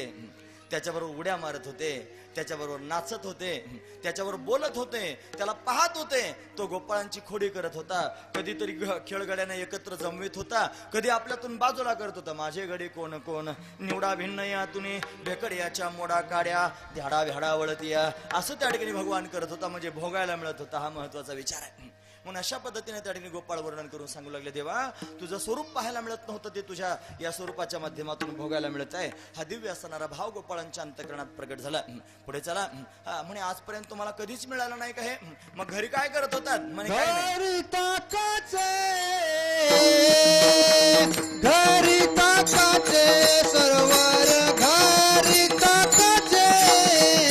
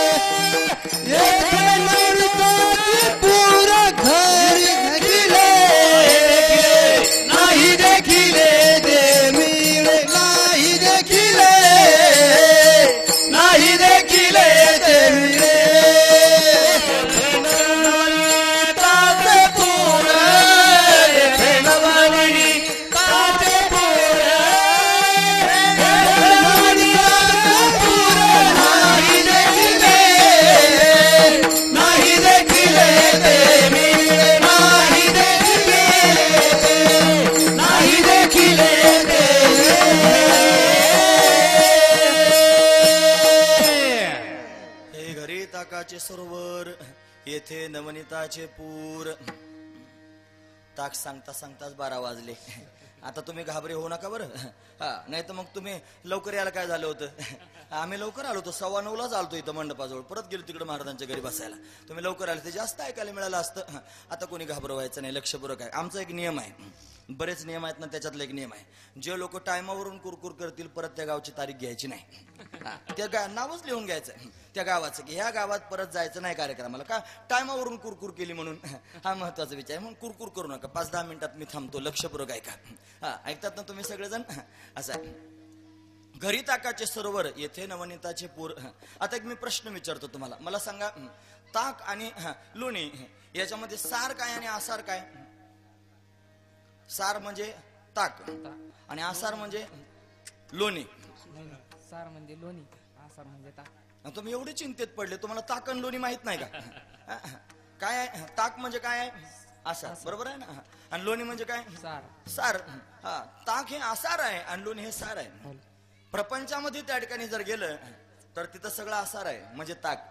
आणि परमात्म्याच्या जवळ आलं की तिथे सार आहे म्हणजे त्याने लोणी. परमात्म्याजवळ लोणी मिळतं म्हणजे त्याने सार प्राप्त होतं. म्हणजे जीवनाचं सार जर प्राप्त करून घ्यायचं असेल परमात्म्याच्या जवळ जा, आणि जीवनाचा नाश करायचा असेल प्रपंचात राहा. महत्वाचा विचार आहे. गोपाळांनी सांगितलं आजपर्यंत घरीच होतो आणि तिथेच कार्यक्रम आमचा चालू होता. सतत त्या सगळे लोक जगतात तसे. आजा मेला, पंजा मेला आणि बाप मसना गेला. हे सगळा कार्यक्रम देखत देखत नातू पंतू तो इथं सगळे ताकदच लुळत होते. ते घरी ताकाचे सरोवर. तिथं ते मिळालं नाही, इथं तुझ्या संगतीत आल्यानंतर मिळालं. येथे नवनीताचे पूर, इथे आनंद प्राप्त झाला म्हणजे सार भाग प्राप्त झाला. हा त्यातला भाव आहे. म्हणून तर त्या ठिकाणी महाराज हे आम्ही तुझ्या संगतीत राहून त्या ठिकाणी सुख उपभोगत आहोत, तो आनंद प्राप्त करून घेतो.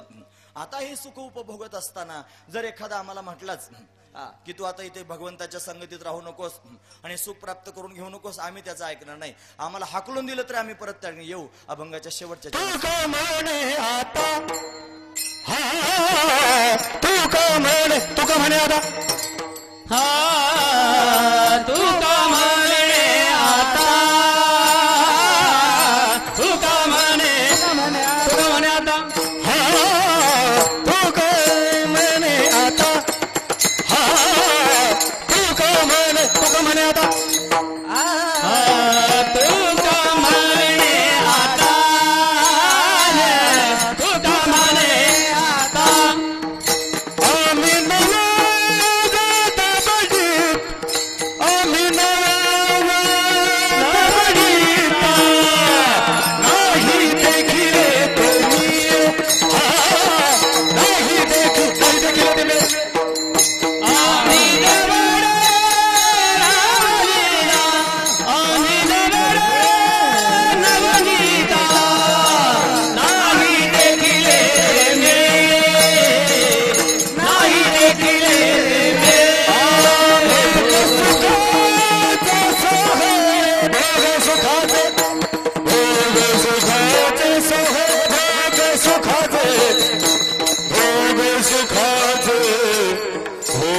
सुखाचे सोहळे भोग सुखाचे सोहळे भोग सुखाचे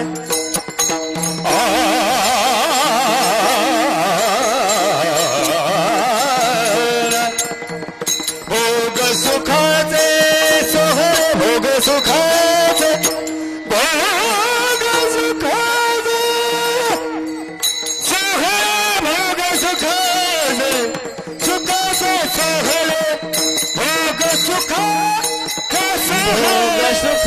सुखाचे सोहळे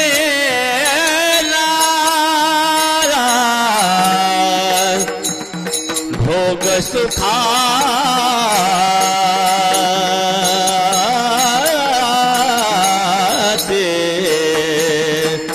सोहळे भोग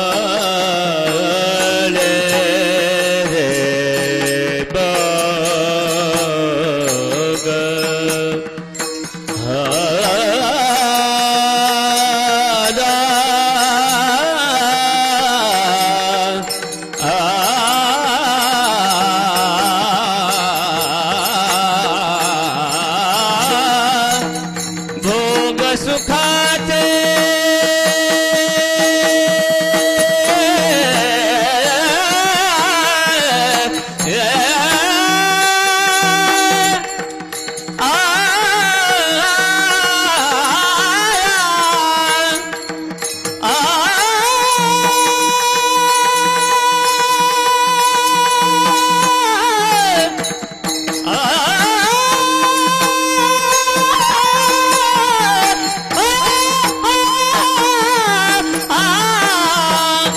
भोग सुखाचे सोहळे भोग सुखाचे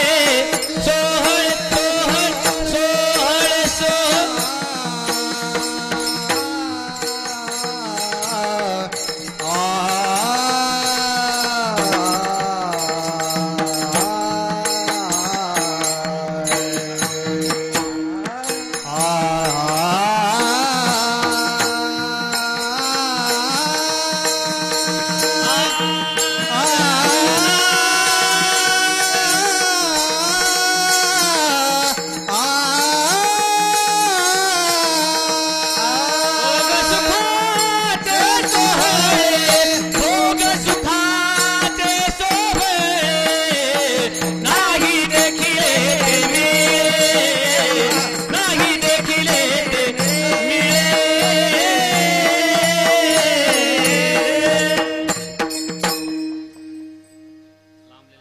हरी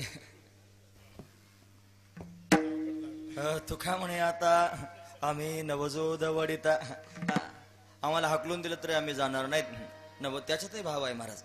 नवजोदवडिता म्हणजे त्या ठिकाणी मोक्ष प्राप्त करून दिला आणि जन्म अभावता जरी प्राप्त झाली तरी सुद्धा परत जन्माला येऊ उपजोनिया पुढे ती येऊ आणि काला खाऊ दही परत जन्माला येऊ हा भाव आहे. गोपाळ संतुष्ट झाले. पण इकडे त्या ठिकाणी महाराज रोज चोऱ्या होऊ लागल्या ना म्हणून गारहाणे जाऊ लागले यशोदेच्या समोर. रोज उठून गारहाणे ऐकून यशोदा सुद्धा कंटाळून गेले. किती गारहाणे ऐकावेत. रोज पोरांना घेऊन जायचा कन्हैया आणि चोऱ्या करायचा. लोक त्याला पकडण्याचा प्रयत्न करायचे. गारहाणे सांगायला यायचे पण यशोदा म्हणायचे आहे माझं पोरग त्या ठिकाणी चोऱ्या करीत नाही. आमच्या घरी 9 लाख गायी आहेत भरपूर खायला आहे. आणि पुन्हा त्या ठिकाणी महाराज तुम्ही सांगायला येता मी तेव्हाच तुमचं म्हणणं ऐकेन जेव्हा तुम्ही त्याला धरून आणाल. माझ्या समोर पकडून आणला की समजायचं मग तुमचं म्हणणं खरं आहे. नाही तर तुम्ही त्या ठिकाणी असं जर सांगाल तर मग माझं बाळ सगुण गुणाचं तान बाळ सगुण गुणाचे ताने ग बाळ दिसतय गोजिरवाणी बाळ सगुण गुणाचं ताने ग बाळ दिसतंय गोजिरवाणी का सांगा टागराणे ग गोकुळच्या नारी काय सांगता गराणे ग गोकुळच्या नारी काय सांगता घराणे ग गोकुळच्या नारी काय सांगता गराणे गोकुळच्या नारी. बाळ सगुण गुणाचं ताण बाळ दिसतंय गोजिरवानं काय सांगता गाराणं. गोकुळच्या नारी तुम्ही 12 घरच्या 12 ढालगाजा मला येऊन त्यांनी सांगता आणखी गाराणं ऐकणार नाही धरून आणा असं त्या ठिकाणी ठरलं. पण कन्हैया मात्र गोपिकांच्या घरी जात होता. एक दिवशी काय झालं माहिती आहे 2-3 खोड्या सांगून थांबतो. लक्षपूर्वक ऐका. एक दिवशी गेला त्या ठिकाणी महाराज एका गोपीच्या घरी. गोपाळानं नेलं होतं बरोबर. हळूहळू चाला, कोणी कोणाशी न बोला. आजी देतो पोट भरी पुरे म्हणाला तो भरी. याला तरी यारे लागे म्हणू लागला. अवघे माझ्या मागे मागे सगळे गोपाळ गेले. त्यांना दूर थांबवलं. एका घरात घुसला. आता मोठा डेरा ठेवला होता. डेरे मोठे मोठे होते महाराज त्या काळातले. आता कन्हैया छोटा होता, 4-5 वर्षाचं त्याचं वय. आणि आता त्या डेऱ्यामध्ये डोकून पाहायचं होतं त्याच्यात काय आहे की नाही लोणी खाण्याकरिता. आणि त्या ठिकाणी डोकूनच पाहत होते इतक्यात गोपी आले. त्याला कळालं गोपी आली. आता काय करावं, इकडे इकडे पळायचं, कुठे लपून बसावं असा प्रश्न पडला. आणि पाहता पाहता डेऱ्यातच उडी मारली. डेऱ्यातच बसला. मग त्या डेऱ्यात होतं दही. आणि त्या दह्यातच त्या ठिकाणी असा डबी धरून बसला. तो बसल्यानंतर त्याने ती गोपी आली आणि तिला नेमकं मंथन करायचं. ती रवी घेऊन आली आणि घातली वरून रवी त्या डेऱ्यात आणि मंथन करायला सुरुवात केली. बराच वेळ मंथन केलं तरी लोणी काय बाहेर येईना. आता हा गोळा खाली बसल्यावर कसं काय लोण्याचा गोळा वर येईल असं त्या घडलं. मला काय केलं, लोणी वरती येईना. मग ती त्या उन्हवणी घालते, शेळवणी घालते, परत ते लोणी येईना. मग काय करावं, घुम घुम करते डेरे घुमती असं त्या ठिकाणी होऊ लागलं ना महाराज. पण काही केलं लोणी येत नाही म्हणून रवी बाजूला काढली आणि हात घालून पाहते म्हणजे काय आहे त्याच्यात, का बरं लोणी येईना. आता पण हात घालून पाहिलं तर याचं जावळच हाताला आलं महाराज. ते केस हाताला ना असा उभा राहिला आणि सगळा भरला होता महाराज दह्याने. ये म्हणे बाहेर. आता तिला बरोबर कळाला तर याला न्यायचं पकडून. असा डेऱ्यातून बाहेर काढला आणि असाच चल म्हणे, अजिबात दुसरं तिसरं ऐकून घ्यायचे नाही. चल म्हणे, तुझी आई फार शहाणपणा करते. ती म्हणते माझ्या पोराला पकडून दाखवा, रंगे हात पकडून आणा. नुसता हातच नाही रंगला, आखाच रंगला म्हणे दह्याने. चाल तुझ्या आई समोर नेते. धरलं त्याच्या हाताला आणि ओढायला काकी असं करू नको गो, मला नेऊ नको गो असं म्हणून त्या ठिकाणी कसा विसवायला लागला कन्हैया. लागली ओढायला. ओढातान त्या ठिकाणी सुरू झाली. गोपाळ समोर आले. काकीला म्हणू लागले, काकी नेऊ नको, आमच्या पोटाकरिता करीत होता, त्याची काही चूक नाही, त्याच्या घरी भरपूर खायला आहे, असं करू नको. ते म्हणजे कोणाचं ऐकायचे नाही, याला नेणारच. आता हात त्या ठिकाणी धरला होता ना पक्का, दह्यानं भरलं होतं सगळं अंग. ओढायला सुरुवात केली कन्हैयाला. आता पूर्वीच्या त्या ठिकाणी बायका लांबलचक पदर घ्यायच्या डोक्यावर. फक्त इथपर्यंत घेत होते असं नाही, पुढे घुंगट असायचा मोठा. असं त्या ठिकाणी तो घुंगट असायचा. आणि हाताला कन्हैयाच्या धरलं ते असं डोक्यावर घुंगट घेतला आणि रस्त्याने चालायला लागली. चालता चालता तिच्या मनात अभिमान निर्माण झाले. वारे वा, अख्खं गाव येडं केलं म्हणे यांनी. कोणी म्हणे पदर माझा ओढला, कोणी म्हणे वेणी माझी ओढली. यशोदेच्या समोर गारणं सांगायला लोक जात होते. यशोदे गावात राहावं का जावं म्हणे, नाशिले आमच्या सुना, आवरे आवरे आपला कान्हा, असं त्या ठिकाणी करतोय. कोणा कोणा प्रकारच्या खोड्या त्या ठिकाणी करतोय. आता याला नेतेच म्हणे, कोणीच पकडला नाही, मी एकटेच पकडला. तिला अभिमान झाला. अभिमान मोठा वाईट असतो महाराज. अभिमान तिला झाल्याचं भगवंताला कळालं. ओढत होता ना महाराज, ओढताना सुरू झाली होती.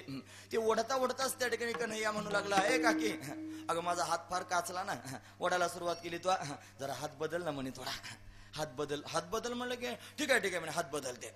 हात बदलायच्या निमित्ताने हात मोकळा केला आणि तिचं पोरग जवळ होतं, त्याचा दिला हात तिच्या हातात घालून. आणि हात तिच्या हातात घालून दिला आणि लागली वाढायला पोराला. तोपर्यंत गेला सुद्धा आंघोळ पांघोळ करून मस्तपैकी फ्रेश होऊन यशोदेच्या समोर गेला, तिला जायच्या आधी. आणि यशोदारांनी त्या स्वयंपाकात मस्त होती, स्वयंपाक करत होती. ती म्हणे, कन्हैया जाऊन म्हणू लागला, आई मला कडेवर घे. अरे मी स्वयंपाक करते आहे, कडेवर कशाला घेऊ. नाही म्हणे कडेवर घे. अरे पण मला स्वयंपाक करू दे. का बरं कडेवर घे म्हणतो. थांब म्हणे, एक गिऱ्हाईक यायला लागले, तुला माहित नाही. म्हणे घे कडेवर. घेतलं कडेवर कन्हैयाला. कडेवर घेतलं तोपर्यंत ही आली, पोरालाच ओढीत होती हाताला. ते म्हणायचं अगं आई मी आहे, अगं आई मी आहे. आई करू नको, शांतपणा करू नको, थांब तुझ्या आईकडे नेते. तिला वाटायचं कन्हैयाच आहे. ओढाताना त्याने सुरू झाली आणि तिथं जाऊन पोहोचली. हाका मार, ए यशोदे बाहेर आहे. म्हणे काय झालं. काय नाही म्हणे, 12:15 वाजत आले, लवकर बाहेर आहे. यशोदा बाहेर आली आणि आल्यानंतर त्या ठिकाणी महाराज विचारलं, काय काम आहे तुझं. यशोदेने विचारलं तिला. असं त्या ठिकाणी विचारलं. बारीक पाहायला लागली. पाहिलं तर एकटी नव्हती आली यशोदा, कन्हैयाला कडेवर घेऊन आली होती. हिनं मनात विचार केला, माझं जे काम आहे ते तर तिच्या कडावर आहे, मग हे कोण आहे. पेंद्या, अरे पेंद्या तू कधी आला. ते म्हणला पहिल्यापासून मीच आहे. वरडा अगाय मी आहे, अगाय मी आहे, माझं ऐकच ना तू काय केल्या. यशोदेने विचारलं, बाई लवकर सांग तुझं काय काम आहे. देवा पोराचा हात सोडून 2 हात वर केले. म्हणे काय नाही, सहज आले होते फिरायला. आता काय फिरायला गेली होती बाई. पण कन्हैया असाच आहे महाराज. अशा अनेक लीला भगवंतानं केल्या.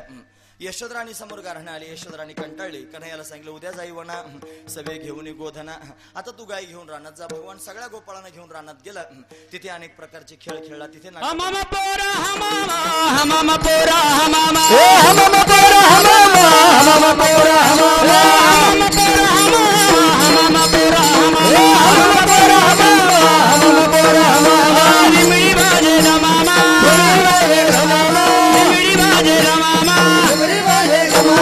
Mama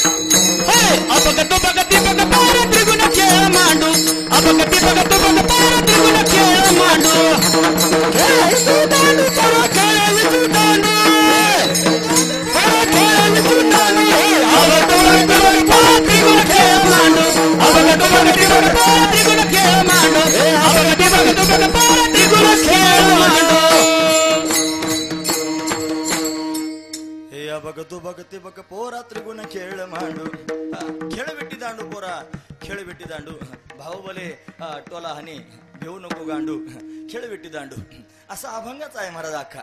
म्हणून खेळ खेळू लागले, अनेक प्रकारचे खेळ खेळले. खेळ खेळून खेळून गोपाळ दमले. भगवंताला म्हणाले खांदी भार पोटी भूक काय खेळायची सूत. म्हणून खेळ मोडावा परता खेळ मोडला. भगवान खडकावर जाऊन उभे राहिले. सगळ्या गोपाळांना एकत्र केलं, कमलाकार त्यांनी बसवलं आणि भगवंतानं सर्व गोपाळांना स्वतःच्या हाताने त्यांनी काला खाऊ घातला. सर्वांचे शुदर एकत्र केल्या, पानांचं द्रोण केलं, हातात घेऊन त्यांनी भरू लागला. भागवतकार त्याचं वर्णन करून सांगतात. हे अभिभ्रदवेनुम जठर पटयो शृंग वेत्रेचे कक्षे वामे पानो मश्रुण कवलम तत्फलान्यंगुलेषु तिष्ठन् मध्ये स्वपरिसुरधो हसै नर्म विस्वै स्वर्गे लोके मिषति बभुजे यज्ञ भुक्बाल केली.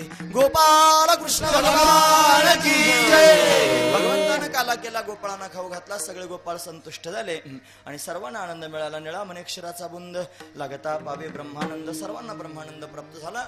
हा प्रसंग इथपर्यंतच सांगायचा असतो. भगवंतानं काला केला. काला दोघांमध्ये होत असतो, देव आणि भक्तांमध्ये. कीर्तनात देव उभाच असतो, फक्त भक्तांना बोलवायचं असतं. तुम्हाला आम्ही का हरिभक्तीपरायण, आपण फक्त हरिभक्तीपरायण.